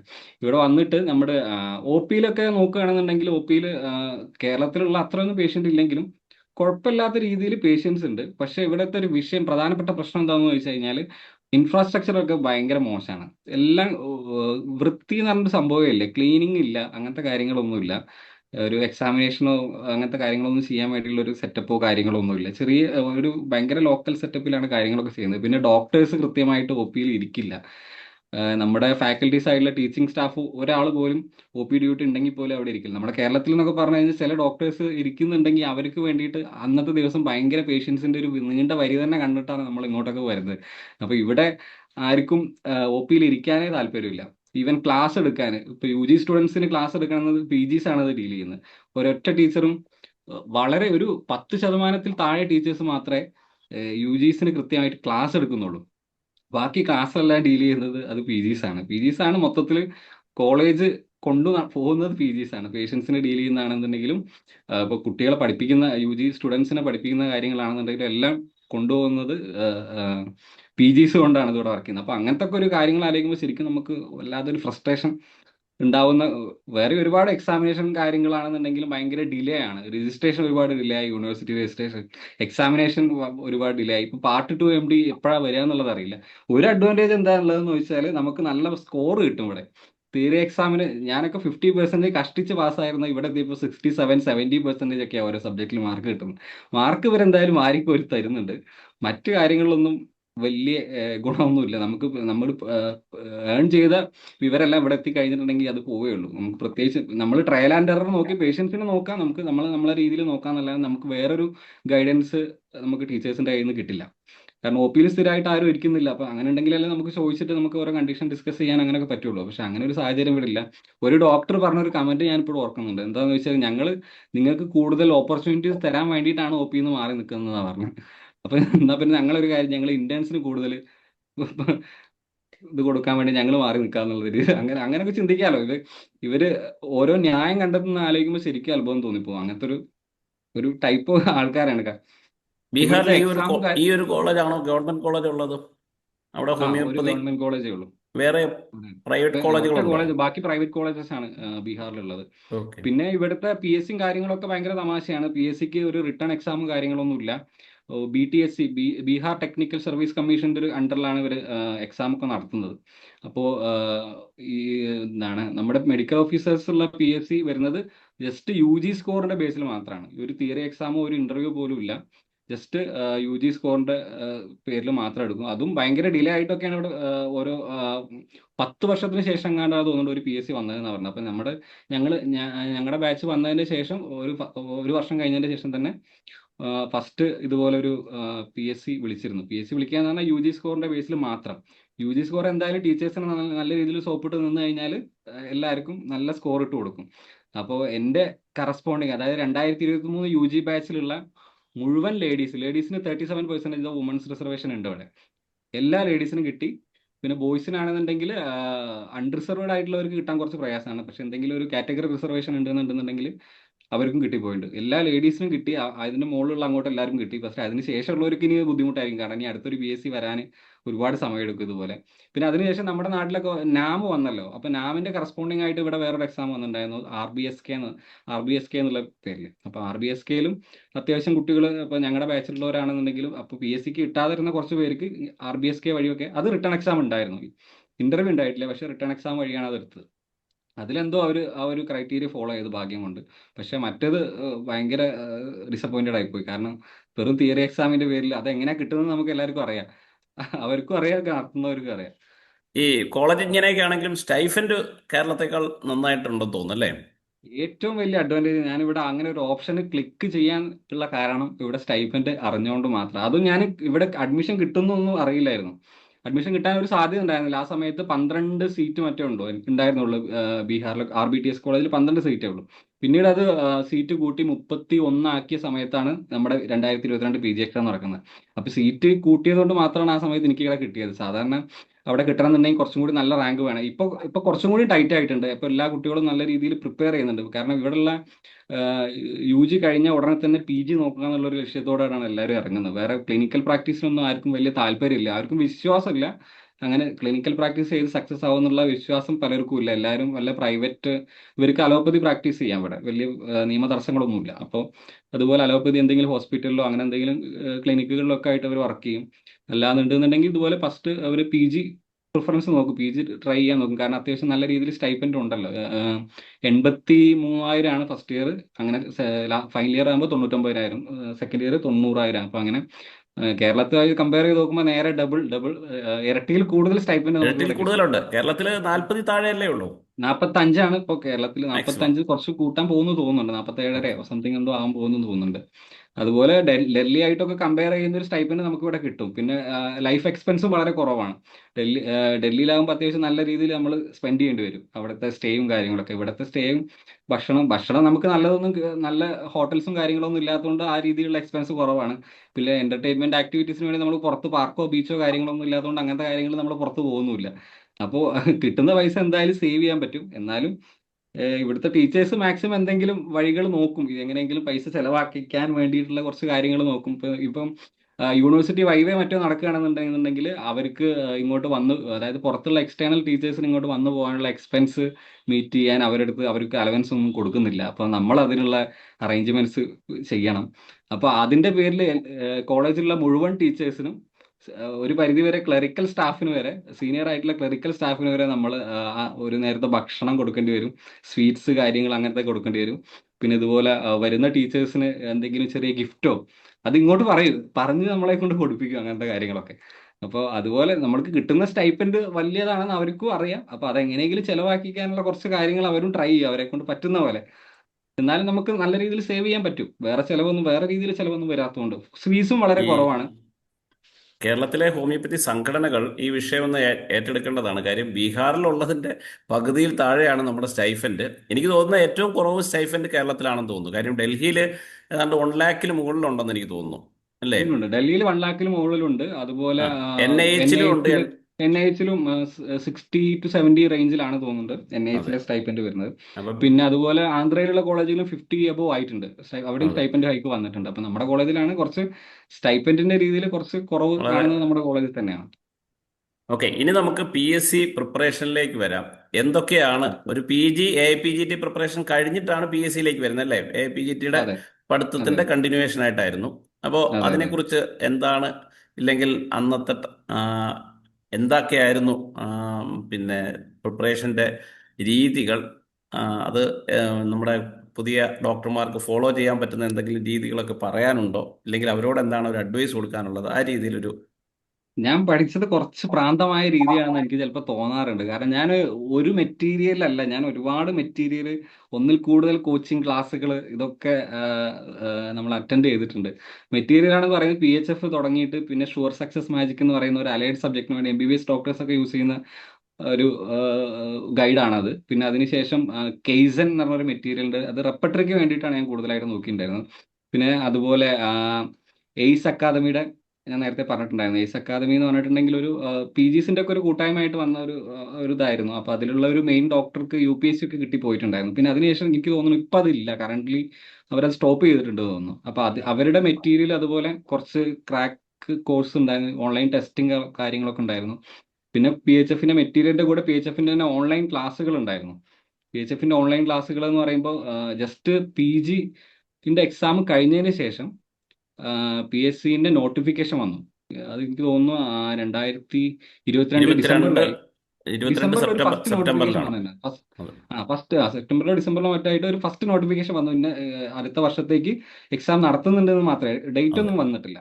ജസ്റ്റ് മെഡിക്കൽ ഓഫീസർ ഹോമിയോപ്പതി നടത്തുന്നുണ്ടെന്നുള്ള രീതിയിൽ ഒരു നോട്ടിഫിക്കേഷൻ ഫസ്റ്റ് വന്നിരുന്നു. അപ്പൊ അതിനുശേഷമാണ് PHF ഓൺലൈൻ പരസ്യം കാര്യങ്ങളൊക്കെ ഉണ്ടായിരുന്നു. അപ്പൊ ഞാൻ PHFന്റെ ഓൺലൈൻ ക്ലാസ്സിന് ജോയിൻ ചെയ്തു. അതിൽ ഓൺലൈൻ ക്ലാസ് വളരെ എഫക്റ്റീവ് ആയിരുന്നു. അപ്പൊ നല്ല രീതിയിലുള്ള, പിന്നെ എന്റെ ടൈമിങ്ങും നല്ലതായിരുന്നു. സക്സസ്ഫുൾ ആ സമയത്ത് പാരലായിട്ട് ക്ലാസ്സുകൾ നടക്കുന്നുണ്ടായിരുന്നു. പക്ഷേ എന്റെ ഡ്യൂട്ടി ടൈം ആ സമയത്ത് പറ്റാത്തതുകൊണ്ടാണ് പല ക്ലാസ്സുകൾ അറ്റൻഡ് ചെയ്യുന്നത്. പക്ഷെ ഇപ്പൊ സക്സസിന്റെ ക്ലാസ് ഒക്കെ നല്ല അടിപൊളി, PMന്റെയും ഓർഗനോണിന്റെ ഒക്കെ ക്ലാസ് എടുത്ത്, അവരുടെ പേര് എനിക്ക് ഓർമ്മയില്ല, PMന്റെ ക്ലാസ് ഒക്കെ നല്ല ബേസ് മുതൽ നല്ല അടിപൊളിയായിട്ട് നല്ല എക്സ്പ്ലെയിൻ ചെയ്ത് തന്നിട്ടുള്ള ക്ലാസ്സുകളായിരുന്നു. ഒരു ലേഡി ഡോക്ടർ ആയിരുന്നു അത് എടുത്തിട്ടുണ്ടായിരുന്നു. അതുപോലെ ഓർഗനോണ്, ഇത് രണ്ടുമാണ് എനിക്ക് കുറച്ചൊക്കെ ഞാൻ കേട്ടിട്ടുള്ളതാണ്. മുഴുവനായിട്ട് എനിക്ക് ഒരു ഓൺലൈൻ ക്ലാസ്സുകൾ കേൾക്കാൻ പറ്റില്ല. പക്ഷേ ഗ്രൂപ്പിലുള്ള ഡോക്ടർ ഡിസ്കഷൻസ് ആണ് ആമിന അസ്നാർ ഉണ്ടായിരുന്നു. പിന്നെ പിന്നെ PMന് എടുത്ത ഐശ്വര്യ ഒരാള് പേരറിയും. ഐശ്വര്യ ആർ നാഥ് എന്ന് പറഞ്ഞൊരു ഡോക്ടർ അതെ ഉണ്ടായിരുന്നു. അതെ ഐശ്വര്യ ആർനാഥ്. പിന്നെ ഒരു ഐശ്വര്യയാണ് ദൃശ്യ ഞാൻ ഹരി എന്ന് കഴിഞ്ഞ പറഞ്ഞൊരു ദിവസം ഡോക്ടർ പറഞ്ഞത്. ഉണ്ട്. നമ്മുടെ പിന്നെ തിരുവനന്തപുരത്ത് ശ്രീചിത്രയിൽ MPH കംപ്ലീറ്റ് ചെയ്തിട്ട് ഉടനെ തിരിച്ചു വരും നമ്മുടെ ഓക്കെ ഫാക്കൽറ്റി ടീമിലേക്ക് ജോയിൻ ചെയ്തതായിരിക്കും. Aishwarya R okay Nath. Aishwarya R Nath just BHMS ആയിരുന്നു. അതാ രസം. BHMS ഓക്കെ കഴിഞ്ഞ് ജസ്റ്റ് പാസ് ഔട്ട് ആയിട്ടാണ് ആ ക്ലാസ്സുകൾ എടുത്തത്. ഓക്കെ. ഓക്കെ പക്ഷെ നല്ല എഫക്റ്റീവ് ആയിട്ടുള്ള, വളരെ അതെ അതെ. ബേസിക് ആയിട്ടുള്ള കാര്യങ്ങൾ വരെ നല്ല ഡീപ്പ് ലെവലിൽ എക്സ്പ്ലെയിൻ ചെയ്ത് പോയിട്ടുള്ള ഒരു ക്ലാസ് ആയിരുന്നു അത്. പക്ഷെ അത് കുറച്ച് സമയം ഞാൻ കേട്ടുള്ളെങ്കിൽ എനിക്ക് മനസ്സിലായത് നല്ല അടിപൊളി ക്ലാസ് ആണെന്നുണ്ട്. പക്ഷെ മുഴുവനായിട്ട് കേൾക്കാൻ പറ്റിയ ഒരു സാഹചര്യം അല്ലായിരുന്നു ആ സമയത്ത്. ക്ലിനിക്കൽ ടൈം ആയിരുന്നു, ഡ്യൂട്ടി ടൈം ആയതുകൊണ്ട്. പിന്നെ പക്ഷെ ഡോക്ടർ PHFന്റെ ക്ലാസ്സും ജലീൽ PHFന്റെ ഡോക്ടർ ക്ലാസ് എടുത്തിട്ടുണ്ട്. എങ്ങനെ ജലീൽ ഡോക്ടർ എടുത്തിട്ടുണ്ട്. പിന്നെ നമ്മുടെ ആ ഒരു വിനു കൃഷ്ണനോ, ഒരു MBBS BHMS MBBS കഴിഞ്ഞ് ഡോക്ടർ ബിനു ആ കൃഷ്ണൻ, ഓക്കെ കണ്ണൂർ ഒരു മെഡിക്കൽ ഓഫീസർ. ഇപ്പൊ പിന്നെ അദ്ദേഹം അസിസ്റ്റന്റ് സർജനായിട്ട് പോയി. അദ്ദേഹം ആ ഇങ്ങോട്ട് വന്ന് വോളണ്ടറി ആയിട്ട് നമ്മുടെ ക്ലാസ്സുകൾ എടുത്തിട്ടുണ്ട്. ഓക്കെ, ഓക്കെ ഓക്കെ പറഞ്ഞോ. അപ്പോൾ അതിനുശേഷം PHFന്റെ ഓൺലൈൻ ക്ലാസ് ആണ് തുടങ്ങിയത്. PHFന്റെ ഓൺലൈൻ ക്ലാസ്സിൽ ഷാജിന ഡോക്ടറുടെ ക്ലാസ് നമ്മുടെ റെപ്പട്രിയിൽ വളരെ ഷാഹിദ. അധികം എഫക്റ്റീവ് ആയിട്ടൊരു ക്ലാസ് ആയിരുന്നു റെപ്പട്രി. പിന്നെ അതുപോലെ അനാട്ടമിക്ക് ഷിംന ഡോക്ടർ എന്റെ സീനിയർ, ഇതൊക്കെ കാലിക്കറ്റ് എന്റെ സീനിയർ ആയിട്ടുള്ള ഡോക്ടേഴ്സ് ആണ് ഇവരൊക്കെ. അപ്പൊ അതൊക്കെ നല്ല അടിപൊളി ക്ലാസ്സുകളായിരുന്നു. അപ്പൊ അതിന്റെ നോട്ട് എഴുതി വെക്കുക, പിന്നെ അത് കഴിഞ്ഞാൽ തന്നെ അവരുടെ ഒരു 50 മാർക്കിന്റെ അല്ലെങ്കിൽ 100 മാർക്കിന്റെ ഒരു ക്വസ്റ്റ്യനും ഓൺലൈനായിട്ട് ഒരു ടെസ്റ്റും കൂടി ഉണ്ടാവും. അപ്പോൾ അതും കൂടി അറ്റൻഡ് ചെയ്യുമായിരുന്നു ആ സമയത്ത് തന്നെ. ക്ലാസ് കഴിഞ്ഞ് നേരെ തന്നെ അപ്പം നല്ല ഫ്രഷ് മെമ്മറി ആയിരിക്കുമല്ലോ. അപ്പോൾ ആ സമയത്ത് ക്വസ്റ്റ്യനും കൂടി അറ്റൻഡ് ചെയ്യും. അപ്പോൾ അതിൽ തന്നെ അത്യാവശ്യം നല്ല പൊസിഷനുകൾ വരാറുണ്ട്. എപ്പോൾ ടെസ്റ്റ് ചെയ്തിട്ടുണ്ടെങ്കിലും ടെസ്റ്റ് വരുമ്പോഴും നല്ല റാങ്കിൽ തന്നെ എപ്പോഴും വരാൻ പറ്റാറുണ്ട് ആ സമയത്ത്. പ്രിപ്പറേഷനൊക്കെ നല്ല രീതിയിൽ പോയിക്കൊണ്ടിരിക്കുകയായിരുന്നു. പിന്നെ ഇവിടെ PGക്ക് ജോയിൻ ചെയ്തത് മാർച്ചിലാണ്. അപ്പോൾ മാർച്ചിൽ ജോയിൻ ചെയ്ത് അതിന് ശേഷം കുറച്ച് ക്ലാസ് ഒന്നും ഞാൻ പിന്നെ അറ്റൻഡ് ചെയ്തിട്ടില്ല. ഓൺലൈൻ ക്ലാസ് നടന്നിരുന്നു. പക്ഷേ PG ജോയിൻ ചെയ്ത ആ ഒരു സമയത്തായത് ഇവിടെ ഒന്ന് അഡാപ്റ്റ് ചെയ്തെടുക്കാനുള്ള ഒരു സമയം ഉണ്ടായിരുന്നു. പിന്നെ ഞാൻ കുറച്ച് മെന്റലി കുറച്ച് ഡൗൺ ആയിരുന്നു ഇവിടെ എത്തിയതിന് ശേഷം. അപ്പോൾ അതുകൊണ്ട് ഞാൻ ക്ലാസ് ഒന്നും അറ്റൻഡ് ചെയ്തിട്ടുണ്ടായിരുന്നില്ല. പിന്നെ കുറച്ച് കഴിഞ്ഞതിന് ശേഷം ഒന്ന് പഠിച്ച് തുടങ്ങാമെന്ന് വിചാരിച്ച സമയത്തായിരുന്നു ഇവിടുന്ന് ഒരു ടൈഫോയിഡ് ഒക്കെ വന്നത്. ഞാൻ കഴിഞ്ഞ സക്സസിന്റെ ക്ലാസ്സിൽ അതിനെപ്പറ്റി വിശദമായിട്ട് തന്നെ പറഞ്ഞിട്ടുണ്ടായിരുന്നു. അതിനി വീണ്ടും ആവർത്തിക്കുന്നില്ല. അപ്പോൾ ടൈഫോയിഡ് ഒക്കെ വന്ന് പിന്നെ അത് ഭയങ്കര ബുദ്ധിമുട്ടായി. അങ്ങനെ ഞാൻ തിരിച്ച് എക്സ്റ്റൻഷൻ എടുത്തിട്ട് നാട്ടിലേക്ക് തന്നെ പോരുകയാണ് ചെയ്തത്. പിന്നെ ആ സമയത്ത് തന്നെ PHന്റെ രണ്ടാമത്തെ നോട്ടിഫിക്കേഷൻ വന്നിരുന്നു, ഡേറ്റ് വെച്ചുകൊണ്ട് 24 ജൂണിൽ എക്സാം നടത്തുന്നുള്ള രീതിയിൽ. അപ്പോൾ പിന്നെ എനിക്ക് എങ്ങനെയെങ്കിലും ഇവിടുന്ന് രക്ഷപ്പെട്ടാൽ മതി. കാരണം ഇനിയൊരു എന്തെങ്കിലും ഇതുപോലെ ഒരു അസുഖം മറ്റോ വന്നു കഴിഞ്ഞിട്ടുണ്ടെങ്കിൽ പിന്നെ ആ ഒരു പ്രതീക്ഷയും കൂടി ഉണ്ടാവില്ല ഞാൻ എന്നുള്ളൊരു ഇതിൽ ഞാൻ നേരെ തിരിച്ച് വീട്ടിലേക്ക് പോയി. പിന്നെ അവിടെ വന്നപ്പോൾ വീണ്ടും ഒരു റീഇൻഫെക്ഷൻ ആയി. ശരിക്കും എന്താണ് ഇൻസഫിഷ്യന്റ് ഡോസേജ് ആയിരുന്നു ഇവിടുന്ന് ആന്റിബയോട്ടിക് ഡോസേജ് തന്നിട്ടുണ്ടായിരുന്നു. അപ്പോൾ അതുകൊണ്ട് വീണ്ടും വീട്ടിലെത്തി ഒരു 10-15 ദിവസം കഴിഞ്ഞപ്പോൾ തന്നെ വീണ്ടും ഇതുപോലെ ടൈഫോയിഡ് വന്നു. പിന്നെ പോയി ഇഞ്ചക്ഷൻ വെച്ച് വരലോ അങ്ങനത്തെ കാര്യങ്ങൾ, ഭയങ്കര ക്ഷീണവും കാര്യങ്ങളൊക്കെ ആയിരുന്നു. ശരിക്കും പ്രിപ്പറേഷൻ ഒന്നും ആ സമയത്ത് നടന്നിട്ടില്ല. PSCക്ക് വേണ്ടിയിട്ട് അവസാനത്തെ മാസങ്ങളിലുള്ള പ്രിപ്പറേഷൻ വളരെ കുറവായിരുന്നു. PGക്ക് വേണ്ടിയിട്ട് പിന്നെ PG കഴിഞ്ഞ് തൊട്ട് ശേഷം വന്ന ഓൺലൈൻ കോച്ചിങ്, അതായത് PHFന്റെ ഓൺലൈൻ ക്ലാസ്സുകളും ഇതുമായിരുന്നു മെയിൻ ആയിട്ട് നമുക്കുള്ള ഒരു സോഴ്സ്. അത് വെച്ചിട്ടാണ് ഈ ഒരു PSC ക്രാക്ക് ചെയ്തത്. തൊട്ട് മുമ്പുള്ള കുറച്ച് സമയത്ത് ഇതുപോലെ ഹെൽത്ത് ഇഷ്യൂസും കാര്യങ്ങളൊക്കെ ഉള്ളതുകൊണ്ട് പഠിക്കാൻ പറ്റിയില്ലായിരുന്നു. അപ്പൊ അങ്ങനെ ഇത് മെറ്റീരിയൽസിന്റെ കാര്യമാണ് ചോദിച്ചിട്ടുണ്ടായിരുന്നു. അപ്പൊ ഇത്രയും അധികം മെറ്റീരിയൽസ് ഞാൻ നോക്കിയിട്ടുണ്ട്. PHF, പിന്നെ ഷുവർ സക്സസ് മാജിക്, അതുപോലെ എയ്സിന്റെ മെറ്റീരിയൽസ് ഉണ്ടായിരുന്നു. എയ്സിന്റെ മെറ്റീരിയൽ ഒക്കെ വൈഫ് പ്രിന്റ് എടുത്ത് വെച്ച് തന്നിട്ടുണ്ടായിരുന്നു. അപ്പൊ ഞാനത് ജസ്റ്റ് നോക്കി പഠിക്കേണ്ടി വന്നേ ഉള്ളൂ. പിന്നെ അതുപോലെ ഹോമിയോ ഗുരുജിയിലുള്ള ക്വസ്റ്റ്യൻസ്, 120ഓളം ക്വസ്റ്റ്യൻസ് ഹോമിയോ ഗുരുജിയിൽ 8:30 മുതൽ 9:30 വരെ ഹോമിയോ ഗുരുജിയിൽ ക്വസ്റ്റ്യൻസ് വരും. അപ്പൊ അത് എല്ലാ ദിവസവും സോൾവ് ചെയ്യാറുണ്ടായിരുന്നു. അപ്പൊ അതിൽ നമ്മൾ സോൾവ് ചെയ്യുമ്പോൾ കുറച്ചും കൂടി ഒന്ന് ശ്രദ്ധിച്ച് സോൾവ് ചെയ്യുക. എന്താണെന്ന് വെച്ചാൽ നമ്മൾ ക്ലിക്ക് ചെയ്തിട്ട് ഒരു ശരിയാണെന്നുണ്ടെങ്കിൽ പൂത്തിരി എത്തുന്ന ഒരു എഫക്റ്റ് ഒക്കെ വരും അതിൽ നമുക്ക് ഈ കുറഞ്ഞ പേഴ്സൻറ്റേജിൽ നമ്മൾ ശരിയാക്കിയാൽ നമുക്ക് കുറച്ചും കൂടി ഒരു അഡ്വാൻറ്റേജ് ഉണ്ട്. അതായത് ശരിയാക്കുന്നവരുടെ പേഴ്സൻറ്റേജ് കുറഞ്ഞിട്ട് നമ്മളത് ശരിയാക്കണം. അപ്പോൾ ഏറ്റവും ടഫായിട്ടുള്ള ക്വസ്റ്റ്യൻസിൽ പേഴ്സൻറ്റേജ് കുറവായിരിക്കും, അത് കറക്റ്റ് ചെയ്യുന്നവരുടെ പേഴ്സൻറ്റേജ് കുറവാണ്. അപ്പോൾ ഞാനിങ്ങനെ ജസ്റ്റ് അത് ആരാണ് ശരിയാക്കിയതെന്നുള്ള ലിസ്റ്റ് അതിൽ ഒന്ന് ക്ലിക്ക് ചെയ്തിട്ടുണ്ടെങ്കിൽ കാണാൻ പറ്റും. അപ്പോൾ ഞാൻ ജസ്റ്റ് നോക്കും ആരൊക്കെയാണ് ഏറ്റവും ടഫ് ക്വസ്റ്റ്യൻ ശരിയാക്കിയിട്ടുള്ളത്. അപ്പോൾ എന്നിട്ട് അതൊക്കെ നോട്ട് ചെയ്ത് ആരാ അതിൽ കൂടുതൽ റിപ്പീറ്റ് ആയിട്ട് ടഫ് ക്വസ്റ്റ്യൻസ് ശരിയാക്കുന്നത് അവരൊക്കെ നോട്ട് ചെയ്യും. ഇനി അവരേതെങ്കിലും ക്വസ്റ്റ്യൻസ് കറക്റ്റ് ആക്കാതെ റോങ് ആവുന്നുണ്ടോ, അപ്പോൾ അത് ഏതാണ് അവർക്ക് കിട്ടാത്ത ക്വസ്റ്റ്യൻസ്, അങ്ങനെ ആ രീതിയിൽ കുറച്ചൊരു സൈക്കോ ലെവലിലേക്ക് ഇറങ്ങി ചെന്നിട്ടായിരുന്നു പഠനം കാര്യങ്ങളൊക്കെ പ്രിപ്പറേഷനൊക്കെ ഉണ്ടായിരുന്നത്. ഞാൻ പേരൊക്കെ മാറ്റിയിട്ടായിരുന്നു ഹോമിയോ ഗുരുതിയിൽ സേവ് ചെയ്തിട്ടുണ്ടായിരുന്നു. റാങ്ക് ലിസ്റ്റിൽ എൻ്റെ പേര് ഷിജിൽ എന്നുള്ള പേരിലായിരുന്നില്ല, വേറൊരു പേരിലായിരുന്നു കൊടുത്തിട്ടൊക്കെ ഉണ്ടായിരുന്നു. അത് നല്ലൊരു എഫക്റ്റീവാണ് ശരിക്കും പറയാൻ വെച്ചാൽ. ഈ ഒരു 120 ക്വസ്റ്റ്യൻ ചെയ്യാൻ പറ്റുന്ന കഴിഞ്ഞാൽ ചിലപ്പോൾ റിപ്പീറ്റഡ് ആയിട്ടുള്ള ക്വസ്റ്റ്യൻസ് ഒക്കെ അതിൽ വരും. അപ്പോൾ ഒരേപോലെ ചിലപ്പോൾ നമ്മൾ ഇന്ന് ചെയ്യുന്ന ക്വസ്റ്റ്യൻ 2-3 ദിവസം കഴിഞ്ഞിട്ട് ഇതേ ക്വസ്റ്റ്യൻ തന്നെ 120 ആയിട്ട് റിപ്പീറ്റ് ചെയ്യും. പക്ഷെ നമ്മളത് നോക്കണ്ട, നമ്മൾ പറ്റുന്നത് ചെയ്ത് നോക്കാം. ഒരു 30 സെക്കൻഡ് ഡിലേ വരും. അപ്പോൾ നേരത്തെ തൊട്ട് റീസെന്റ് ആയിട്ട് നമ്മൾ സോൾവ് ചെയ്ത ക്വസ്റ്റ്യൻ ആണ് ഇതെന്നുണ്ടെങ്കിൽ നമ്മൾ അത് സ്കിപ്പ് ചെയ്തിട്ട് പിന്നെ ജസ്റ്റ് ഒന്ന് ക്വസ്റ്റ്യൻ്റെ ആ ഒരു 120 മിനിറ്റ് കഴിഞ്ഞതിന് ശേഷം നമുക്ക് എല്ലാ ക്വസ്റ്റ്യനും ഒന്ന് ജസ്റ്റ് ഓടിച്ച് നോക്കാൻ പറ്റും. അങ്ങനെയാണെങ്കിൽ 30 സെക്കൻഡ് ലാഗ് ഇല്ലാണ്ട് തന്നെ നമുക്ക് ക്വസ്റ്റ്യൻസ് ചെയ്യാൻ പറ്റും. അതെല്ലാം ഒന്ന് ജസ്റ്റ് നോക്കി വെക്കുക നമ്മൾ ഒന്ന് ഫെമിലിയർ ആവാൻ വേണ്ടിയിട്ട്.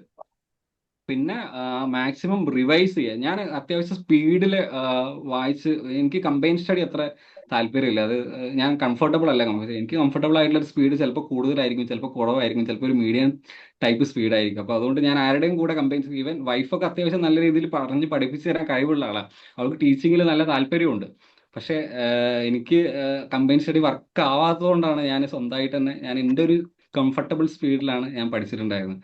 അപ്പോൾ ആ ഒരു രീതിയിൽ ഞാൻ ഇപ്പോൾ മാക്സിമം റിവൈസ് ചെയ്യാന്നുള്ളതാണ് നമ്മുടെ ഒരു എൻ്റെ ഏറ്റവും സക്സസ്ഫുൾ ആയിട്ടുള്ള ഒരു മെത്തേഡ്.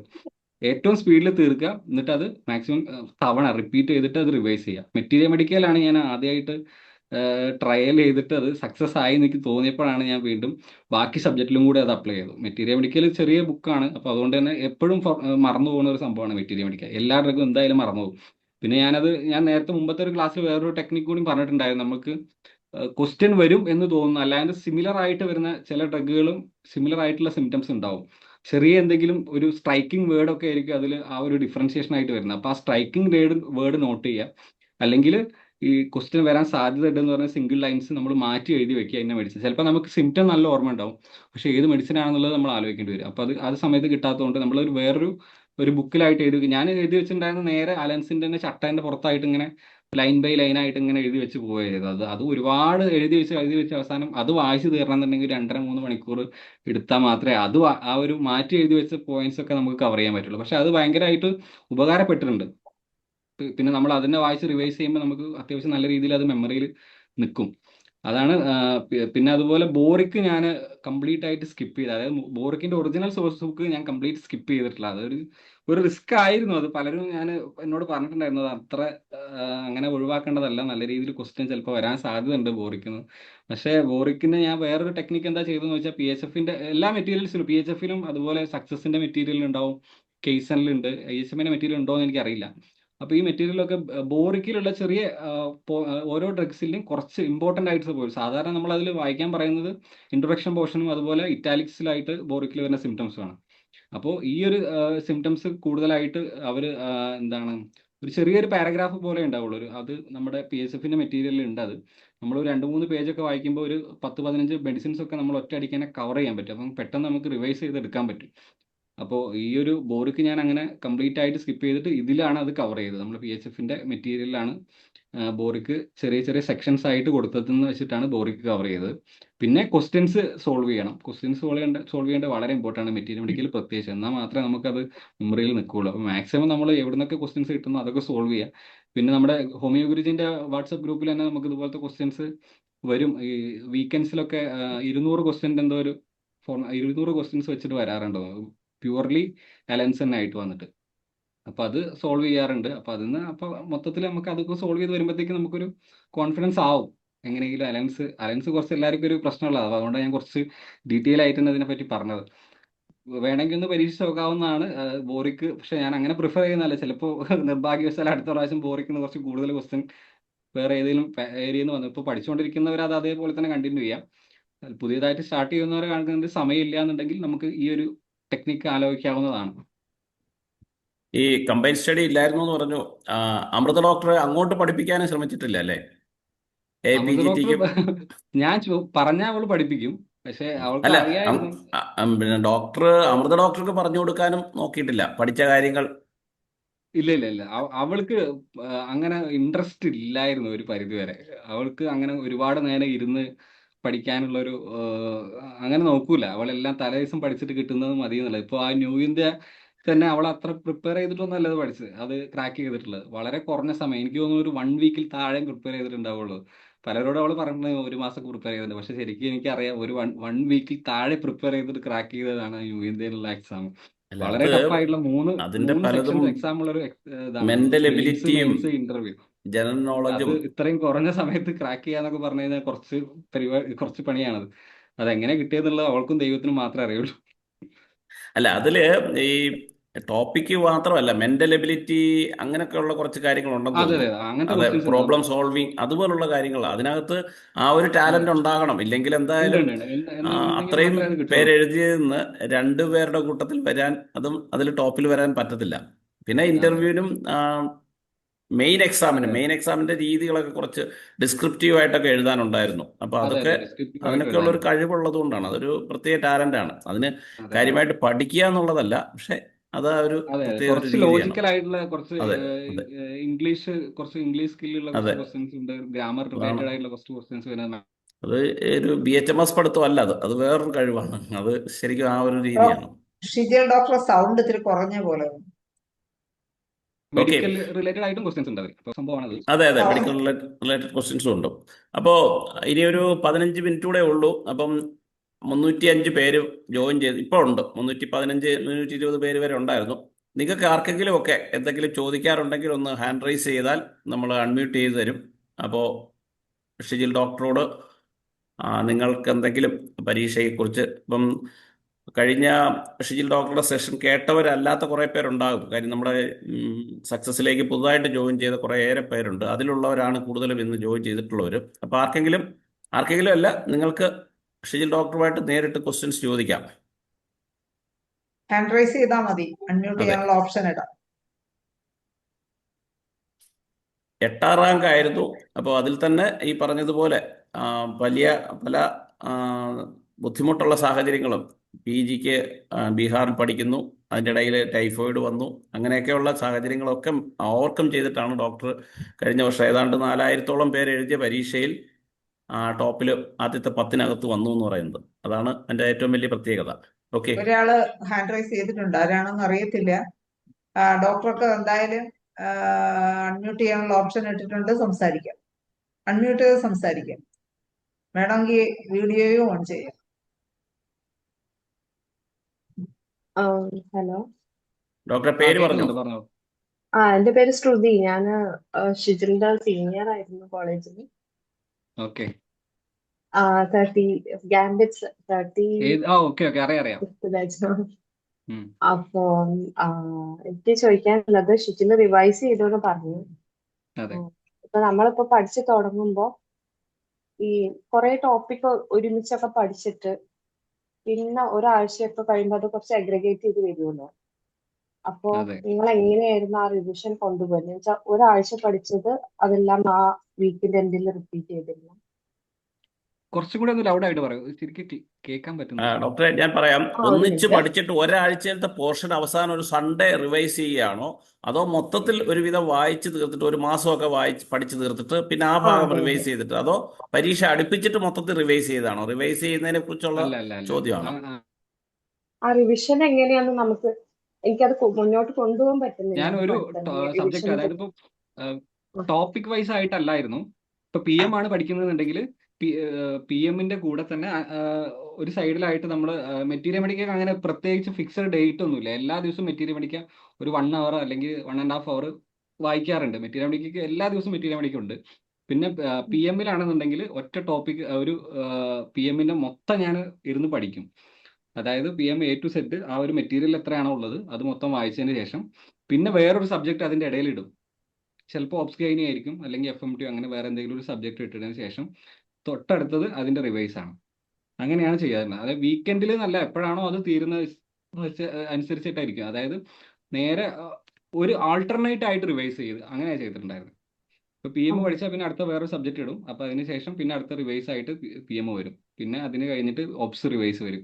അങ്ങനെ ഒരു 2 സബ്ജക്ട് ഇങ്ങനെ അങ്ങോട്ടും ഇങ്ങോട്ടും മാറി മാറി റിവൈസ് ചെയ്ത് പോവുക ചെയ്തിട്ടുണ്ടായിരുന്നു. തീരുന്നതിനനുസരിച്ച് അങ്ങനെ ചെയ്യും. പറ്റുന്നതും പെട്ടെന്ന് തന്നെ തീർക്കാൻ നോക്കലാണ് നമ്മൾ ആദ്യത്തെ ടാർഗറ്റ്. അതിന് ഒരുപാട് ദിവസം സ്പെൻഡ് ചെയ്യാൻ പറ്റില്ല. അങ്ങനെ ആകുമ്പോൾ റിവൈസ് ചെയ്യുമ്പോൾ നമുക്ക് എപ്പോഴും മെമ്മറിയിൽ ഉണ്ടാവണമെന്നുണ്ടെങ്കിൽ ഒരുപാട് ലോങ് ഗ്യാപ്പ് വന്നിട്ടുണ്ടെങ്കിൽ ഒരിക്കലും നമ്മുടെ മെമ്മറിയിൽ അത് നിൽക്കില്ല. അപ്പോൾ ഏറ്റവും സ്പീഡിൽ നമുക്ക് ടോപ്പിക്ക് തീർക്കാൻ പറ്റുമോ എന്നുള്ളതാണ് നോക്കേണ്ടത്. ഒരു 4 ദിവസം കൊണ്ടൊക്കെ PM മൊത്തത്തിൽ പഠിച്ച് തീർക്കാൻ പറ്റണം. ഓക്കെ, ഡോക്ടറുടെ ഇനി എന്തെങ്കിലും സംശയം ഉണ്ടോ? ഈ മറ്റുള്ളവർക്ക് ആർക്കെങ്കിലും ചോദിക്കാനുണ്ടോ?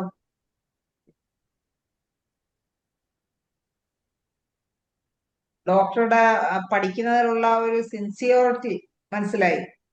മൊത്തത്തിൽ പഠിക്കുന്നതിന് നല്ല ആത്മാർത്ഥതയുണ്ട്, മറ്റുള്ളവരുടെ ഉണ്ട്. കാരണം പുസ്തകങ്ങളൊക്കെ തന്നെ ഡൊണേറ്റ് ചെയ്ത് ആത്മാർത്ഥത കാണിച്ചിട്ടുള്ള അല്ല, വ്യക്തിയല്ലേ. അത് ഈ മെയിൽ കാൻഡിഡേറ്റ്സ് എല്ലാം അതെ അങ്ങനെ അതെ. തന്നെ ആയിരിക്കും. ഹോസ്റ്റലിലൊക്കെ ബാക്കി താഴോട്ടുള്ളവർക്ക് കൊടുത്തു പോവുക എന്നുള്ളതാണ്. അമൃത ഡോക്ടർ ജോയിൻ ചെയ്തിട്ടില്ലല്ലോ അല്ലേ? ഉണ്ടോ ഷിജിൽ ഡോക്ടറെ? അമൃത ജോയിൻ ചെയ്തിട്ടില്ല. അല്ല, കഴിഞ്ഞ ഷിജിൽ ഡോക്ടറുടെ സെഷനിൽ അമൃത ഡോക്ടർ കുറച്ച് കാര്യങ്ങൾ ആഡ് ചെയ്തിരുന്നു, അതുകൊണ്ടാണ് ഞാൻ ചോദിച്ചത്. ഓക്കെ, ഇല്ല. വേറെ ആരെങ്കിലും പിന്നെ ഡോക്ടർ ഷിജിലിനോട് എന്തെങ്കിലും നിങ്ങളുടെ സംശയങ്ങൾ ചോദിക്കാനുണ്ടെങ്കിൽ? ഷിജിൽ ഡോക്ടർ നേരത്തെ പറഞ്ഞത്, ഈ ഗുരുജിയിലെ കാര്യം പറഞ്ഞത് ടെലഗ്രാമിലുള്ള MCQസിന്റെ കാര്യമാണ് അല്ലേ? ടെലഗ്രാമിലല്ലേ അത് പറഞ്ഞത്? അതെ അതെ അതെ അതെ. ടെലഗ്രാമിലുള്ള MCQന്റെ കാര്യം ഹോമിയോ ഓക്കെ. ഗുരുജിന്റെ ഗ്രൂപ്പിലായിരുന്നു ഞാൻ കൂടുതലായി ചെയ്തത്. സക്സസിനും നമ്മൾ ക്വസ്റ്റ്യൻ ചെയ്യാറുള്ളത് എനിക്കറിയാം. പക്ഷെ തുടക്ക സമയത്ത് സക്സസ് ഇല്ലായിരുന്നു. ക്വസ്റ്റ്യൻസ് അങ്ങനെ അല്ല, ചെയ്തു നമ്മൾ വന്നിട്ടുണ്ടായിരുന്നു. പിന്നീടാണ്, നമ്മൾ ഇപ്പോഴാണ്, ഇപ്പൊ അതെ. ടെലഗ്രാമിൽ സക്സസ് ഇപ്പൊ വളരെ റെഗുലർ ആക്റ്റീവ് ആയിട്ട് ആണ്. എല്ലാ ദിവസവും ഞാൻ ടൈമിന്റെ മെസ്സേജ് ഗ്രൂപ്പിൽ അതെ അതെ, വരുന്നത് എല്ലാ കാണാറുണ്ട്. പക്ഷെ നമ്മൾ ആ സമയത്ത് കാര്യമായിട്ടുണ്ട്. പിന്നെ അതെ അതെ ഗുരുജി അല്ലാതെ ഹോമിയോ മന്ത്രയുണ്ട്. അതെ ഹോമിയോ അതെ മന്ത്രയിലും ഹോമിയോ നല്ല ഉണ്ട്. ക്വസ്റ്റ്യൻസ് ആണ്. ഉണ്ട് ഉണ്ട്. ആ പിന്നെ സമയത്ത് പലതിലും ചെയ്തിരുന്നത്. അപ്പോൾ ഏറ്റവും കൂടുതൽ ചെയ്തിരുന്നത് അതെ, ഹോമിയോ ഗുരുജിയിലായിരുന്നു എന്നുള്ളത്. ഡോക്ടർക്ക് ഗുരുജി കൺക്ലൂഡ് ചെയ്ത് 3-4 കാര്യങ്ങൾ ഈ എക്സാം എഴുതാൻ പ്രിപ്പയർ ചെയ്യുന്നവർക്ക് കൊടുക്കാനുള്ള എന്തൊക്കെയാണ്? അഡ്വൈസ്, ഒരു 3-4 കാര്യങ്ങൾ അത്യാവശ്യം ചെയ്യേണ്ട നമ്മള് കാര്യങ്ങൾ കൺക്ലൂഡ്. ഞാൻ ഫോളോ ചെയ്തിട്ടുള്ള ഒരു പോയിന്റ് കൂടി ഞാൻ ഇതിൽ കൂടുതൽ ആഡ് ചെയ്യാം. എന്താന്ന് വെച്ചാൽ നമ്മളിപ്പം പെട്ടെന്ന് നമ്മളൊരു സിസ്റ്റം ചേഞ്ച് ആകുമ്പോഴേ, അതായത് പഠിക്കാൻ വേണ്ടിയിട്ട് നമ്മൾ കുറച്ച് കൂടുതൽ സമയം കണ്ടെത്തുമ്പോൾ നമ്മൾ ചെയ്തുകൊണ്ടിരുന്ന കുറച്ച് കാര്യം, ചിലപ്പോൾ നമ്മൾ മൊബൈലിൽ കൂടുതലായിട്ട് ഇൻവെസ്റ്റ് ചെയ്തുകൊണ്ടിരിക്കുന്ന ആൾക്കാരായിരിക്കും, റീൽസ് കാണുന്നവർ, അല്ലെങ്കിൽ സിനിമ കാണുന്നവർ, അല്ലെങ്കിൽ സ്പോർട്സ് അല്ലെങ്കിൽ ക്രിക്കറ്റോ അങ്ങനെ എന്തെങ്കിലും കാണുന്ന ആളുകൾ ഉണ്ടാവും, അല്ലെങ്കിൽ എന്തെങ്കിലും ടി വി പ്രോഗ്രാംസ് അല്ലെങ്കിൽ വെബ് സീരീസ് അങ്ങനെ എന്തെങ്കിലും റെഗുലർ ആയിട്ട് കാണുന്ന ആളുകളുണ്ടാവും.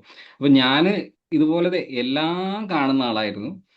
ഇത് കണ്ടുകൊണ്ട് തന്നെയാണ് അതിനും ഞാൻ അതായത് ഒന്ന് കൺട്രോൾ ചെയ്തിട്ട് നമ്മളിത് കംപ്ലീറ്റ് ആയിട്ട് സ്കിപ്പ് ചെയ്യാതിരിക്കുന്നതാണ് നല്ലതെന്ന് എനിക്ക് തോന്നുന്നത്. അപ്പൊ നമ്മൾ മൊത്തത്തിൽ നമ്മൾ ഈ ഒരു പഠിത്തം മാത്രമായി പോയിട്ടുണ്ടെങ്കിൽ നമ്മൾ ചിലപ്പോൾ അതൊരു ബുദ്ധിമുട്ടിലേക്ക് പോകും. നമ്മൾ വിചാരിച്ച പോലെ നമുക്ക് പെട്ടെന്ന് ഡെസ്പറേറ്റ് ആവാനൊക്കെ സാധ്യതയുണ്ട്. നമ്മൾ കുറച്ചൊരു എന്റർടൈൻമെന്റിലേക്കും കൂടി ഒരു ടൈം കണ്ടെത്തുന്നത് ഇതിന്റെ പാരലൽ ആയിട്ട് തന്നെ നല്ലതായിരിക്കും. ഞാൻ പഠിക്കുന്ന സമയത്ത് ഞാൻ ഒരുവിധം ചവർ പ്രോഗ്രാംസ് എല്ലാം കാണുന്നതാണ്. ഈ ബിഗ് ബോസ് എന്നൊക്കെ പറഞ്ഞിട്ടുള്ള ഒരു പ്രോഗ്രാംസ് ഒക്കെ ഏഷ്യാനെറ്റിലൊക്കെ വരുന്ന അതൊക്കെ ഞാൻ കാണാറുണ്ടായിരുന്നു.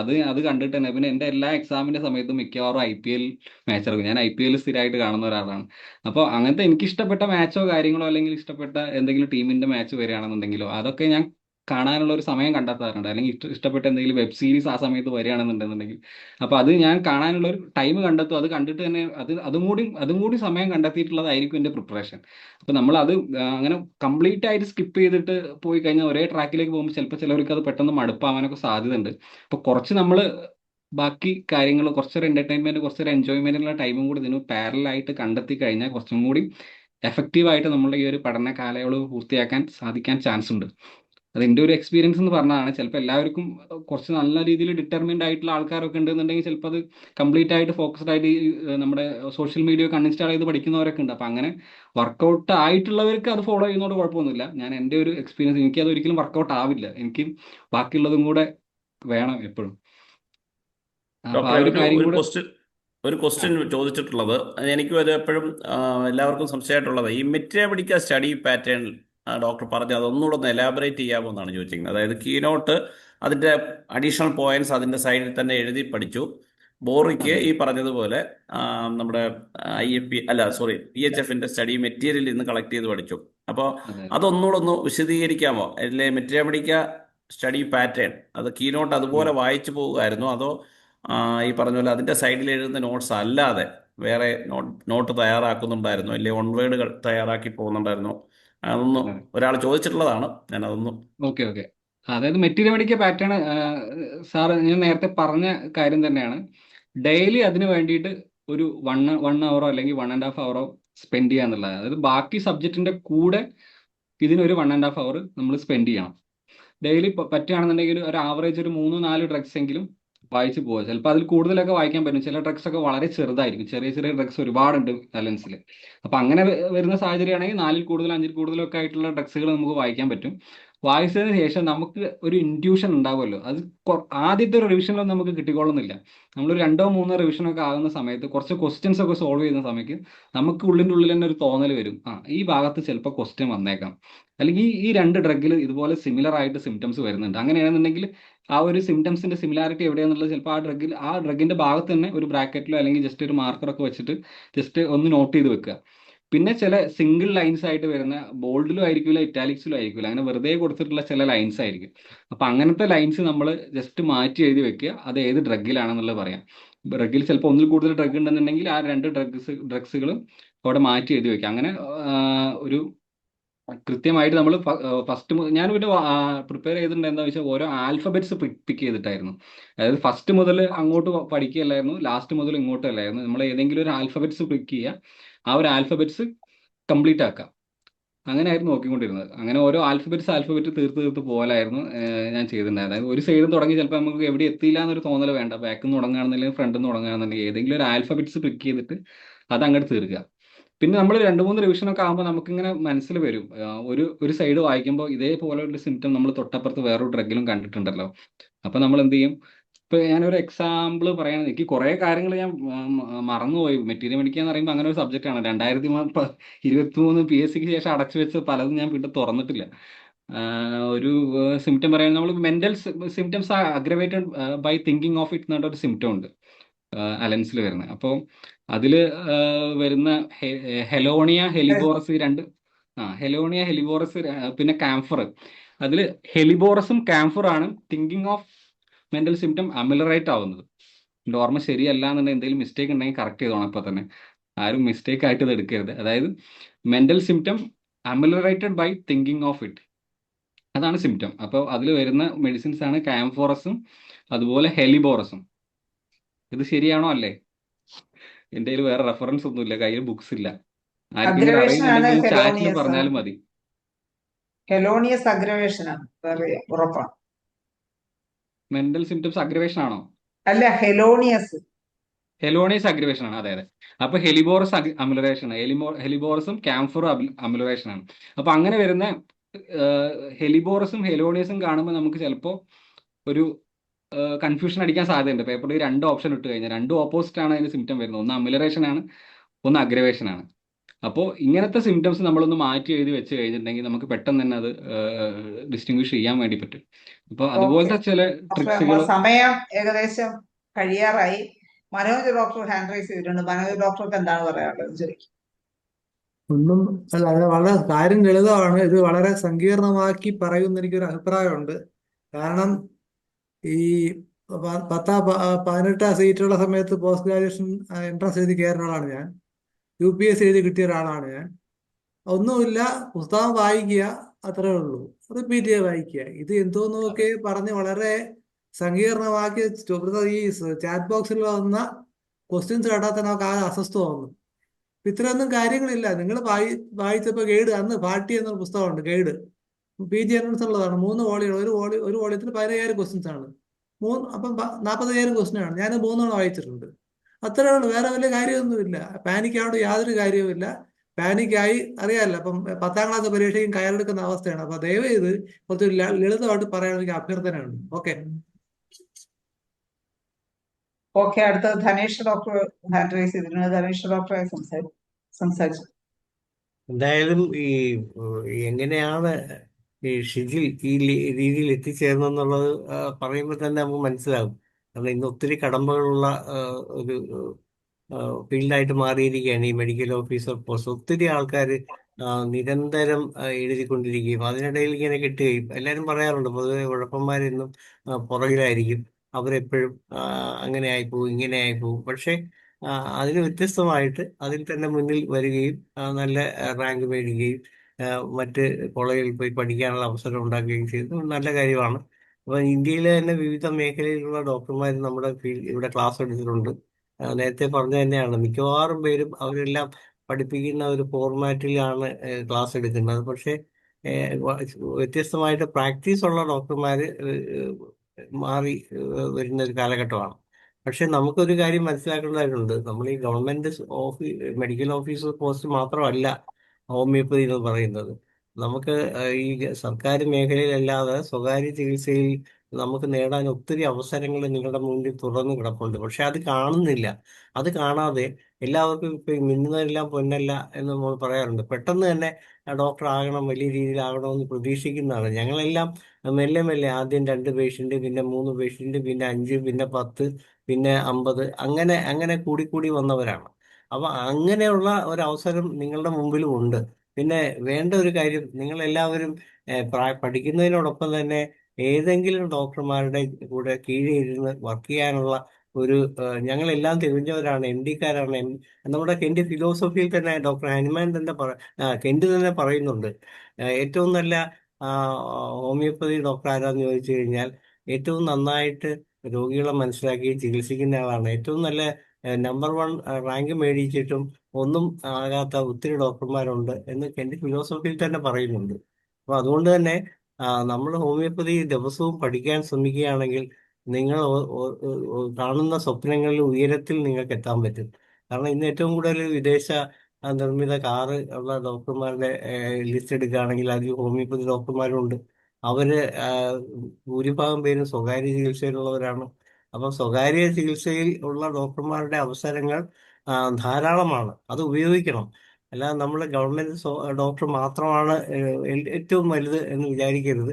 അത് കിട്ടിയാൽ അതൊരു ബമ്പർ എന്ന് മാത്രം വിചാരിക്കുക. പക്ഷെ ഇങ്ങനെയുള്ള ഒത്തിരി അവസരങ്ങൾ എല്ലാവരും ഉപയോഗിക്കുകയാണെങ്കിൽ അതിന് നമ്മുടെ ഈ ഹോമിയോപ്പതി ഈ IFBS നടത്തുന്ന വെബിനാറിലെ ഓരോ സെഷനിലും കണ്ടു കഴിഞ്ഞാൽ നിങ്ങൾക്ക് അത് മനസ്സിലാവും. കാരണം ഇവിടെ നമ്മുടെ കൂടെയുള്ള ഒരു ഡോക്ടർ തന്നെ പറയുണ്ടായി, ഈ ക്ലാസ്സുകൾ കേട്ടതിന് ശേഷം ഏകദേശം 70ഓളം വന്ധ്യതാ കേസുകൾ സക്സസ്ഫുൾ ആയിരുന്നു. ഇന്ന് തന്നെ എന്നെ ഒരു ഓസ്ട്രേലിയയിൽ നിന്ന് ഒരു ഡോക്ടർ വിളിച്ചിട്ട് പറഞ്ഞു, ഡോക്ടറെ നിങ്ങളുടെ ആ അനുഭവങ്ങൾ പങ്കുവെക്കുന്ന ആ ഒരു സെഷനിൽ എനിക്കും കൂടെ ഒന്ന് പങ്കെടുക്കണം. കാരണം വളരെ നല്ല സെഷനുകളാണ്. അതിൽ നിന്ന് കിട്ടുന്ന അനുഭവങ്ങൾ ഞങ്ങൾക്ക് വളരെ ഗുണകരമാണ്. എന്ന് പറഞ്ഞ പോലെ നിങ്ങൾ ഈ അവസരങ്ങൾ ഉപയോഗിക്കുകയാണെങ്കിൽ അഥവാ ഈ മെഡിക്കൽ ഓഫീസർ ടെസ്റ്റോ അല്ലെ PG ടെസ്റ്റോ കിട്ടിയില്ലെന്നോർത്ത് കയറെടുക്കേണ്ട യാതൊരു കാര്യവുമില്ല. നിങ്ങളുടെ മുമ്പിൽ ഒത്തിരി ഒത്തിരി അവസരങ്ങളുണ്ട്. അവസരങ്ങൾ പരമാവധി ഉപയോഗിക്കണം. എന്ന് വെച്ച് മത്സരങ്ങളിൽ നിന്ന് മാറി നിൽക്കരുത്. മത്സരിച്ചുകൊണ്ടേയിരിക്കണം. മത്സരിച്ചുകൊണ്ടിരിക്കുമ്പോൾ നിങ്ങൾ അറിവ് നേടുക എന്ന് പറയും. അറിവ് നേടും തോറും നമ്മൾ വളരുകയാണ്. പക്ഷേ നമ്മൾ പുസ്തകത്തിൽ പഠിക്കുന്ന രീതിയിൽ നിന്ന് കുറച്ച് മാറ്റങ്ങൾ പ്രാക്ടീസിലോട്ട് വരുമ്പോൾ വേണ്ടതായിട്ടുണ്ട്. അത് കിട്ടണമെന്നുണ്ടെങ്കിൽ നമ്മൾ ഏതെങ്കിലും ഡോക്ടറുടെ കീഴിൽ ഒരു മാസം മുതൽ ഒരു വർഷം വരെയെങ്കിലും ഇരിക്കാൻ നിങ്ങൾ ക്ഷമ കാണിക്കുകയാണെങ്കിൽ നിങ്ങൾക്കായിട്ട് വാതായനങ്ങൾ ഇവിടെ ഡോക്ടർമാർ തുറന്നിടുകയാണ്. അതിൽ പങ്കെടുക്കുക. നിങ്ങളെല്ലാവരും സക്സസ്ഫുൾ ഡോക്ടർമാരായി മാറണം. അതാണ് നമ്മളുടെ ഒരു അഭ്യർത്ഥന. ഓക്കെ, ധനീഷ് ഡോക്ടറെ, നമ്മുടെ ഇന്നത്തെ സെഷൻ വൈൻഡപ്പ് ചെയ്യാനുള്ള സമയമായി. എല്ലാവരും പറഞ്ഞ പോലെ നമുക്ക് ഇത്രയും ഹോമിയോപ്പതി ഡോക്ടർമാരിന്ന് ഈ സെഷനിൽ പങ്കെടുക്കുന്നുണ്ട്. അശോക് കുമാർ ഡോക്ടർ നിങ്ങളുടെ തൊഴിൽ സാധ്യതകൾ എന്തൊക്കെയാണെന്ന് നിങ്ങൾ ഈ പ്ലാറ്റ്ഫോമിലോ മറ്റ് പ്ലാറ്റ്ഫോമിലോ കേട്ടിട്ടുണ്ടാവും. എന്തെല്ലാം ജോലി സാധ്യതകളാണ് ഹോമിയോപ്പതി ഡോക്ടർമാരുടെ മുമ്പിലുള്ളത്. നിങ്ങൾ പഠിക്കാൻ കഴിയുന്നവർ നല്ലതുപോലെ പഠിച്ച് അതൊരു ലക്ക് കൂടിയാണ്, കിട്ടുന്നത് വാങ്ങിക്കുക. എല്ലാ പോസ്റ്റിലും ഹോമിയോപ്പതി ഡോക്ടർമാർ എത്തട്ടെ എന്ന് ആശംസിക്കുന്നു. അതുപോലെ തന്നെ അഥവാ ഗവൺമെന്റ് സർവീസിലോ അല്ലെങ്കിൽ മറ്റ് മേഖലകളിലോ എത്തിപ്പെടാൻ പറ്റാത്തവര് നമ്മുടെ ഈ സീനിയർ ഡോക്ടർമാരെടുക്കുന്ന ക്ലാസ്സുകളൊക്കെ ശ്രദ്ധിക്കുക. ഇതുപോലെ വായിച്ചുകൊണ്ടേ ഇരിക്കുക. നിങ്ങൾക്കെല്ലാം ഒരുപാട് ജോലി സാധ്യതകളും തൊഴിലവസരങ്ങളും നല്ല പ്രാക്ടീസും നിങ്ങളുടെ മുമ്പിലുണ്ട്. ആരും ഭയക്കണ്ട, ആരും ടെൻഷൻ അടിക്കണ്ട. നിങ്ങൾക്കെല്ലാ സഹായങ്ങളും ഇപ്പോ പണ്ടത്തെ പോലെ അല്ല. പറഞ്ഞു കൊടുക്കാൻ നിങ്ങളെ വഴി തെളിക്കാൻ ഡോക്ടർമാരുണ്ട്. പ്രാക്ടീസിൽ നിങ്ങൾക്കെല്ലാം പറഞ്ഞു തരാം. പണ്ടത്തെ ഡോക്ടർമാരൊന്നും അധികം ഒന്നും പറഞ്ഞു കൊടുക്കൂല. ഇപ്പോഴത്തെ ഡോക്ടർമാരെല്ലാം കൂടി ഇരുന്നാൽ പറഞ്ഞു കൊടുക്കും. നിങ്ങൾക്കെല്ലാം അത് കണ്ടു പഠിക്കാം. എല്ലാവർക്കും ഒരു നല്ല ഭാവി ആശംസിക്കുന്നു. അതുപോലെ തന്നെ ഇന്നത്തെ ഈ സെഷനിൽ പങ്കെടുത്ത IR അശോക് കുമാർ ഡോക്ടർക്കും അതുപോലെ തന്നെ ഡോക്ടർ ഷിജിൽ ഇതിനായിട്ട് 1 മണിക്കൂർ സമയം കണ്ടെത്തി ഡോക്ടറുടെ അനുഭവങ്ങളെല്ലാം ഡോക്ടർ നിങ്ങൾക്കും പറഞ്ഞു തന്നു. അതുപോലെയൊക്കെ പഠിക്കാൻ ശ്രമിക്കുക. എല്ലാവരും നല്ല നിലയിൽ എത്തട്ടെ എന്ന് ആശംസിച്ചുകൊണ്ട് ഇന്നുണ്ടായിരുന്ന എല്ലാവരും, അതുപോലെ തന്നെ ഈ സൂമിലെ ക്ലാസ്സുകൾ നിങ്ങൾക്ക് നല്ല പ്രയോജനം ചെയ്യും. യൂട്യൂബ് വഴിയോ ഈ ക്ലാസ്സിലോ പങ്കെടുക്കുക. എല്ലാവർക്കും എല്ലാവിധ ഭാവുകങ്ങളും ആശംസിക്കുന്നു. ഇന്നുണ്ടായിരുന്ന എല്ലാവർക്കും ശുഭരാത്രി നേർന്നു. നമസ്കാരം. Thank you doctor Shijil. Thank you doctor Shaila. എല്ലാവരോടും നന്ദി പറഞ്ഞുകൊണ്ട് ഗുഡ് നൈറ്റ് അവസാനിപ്പിക്കും.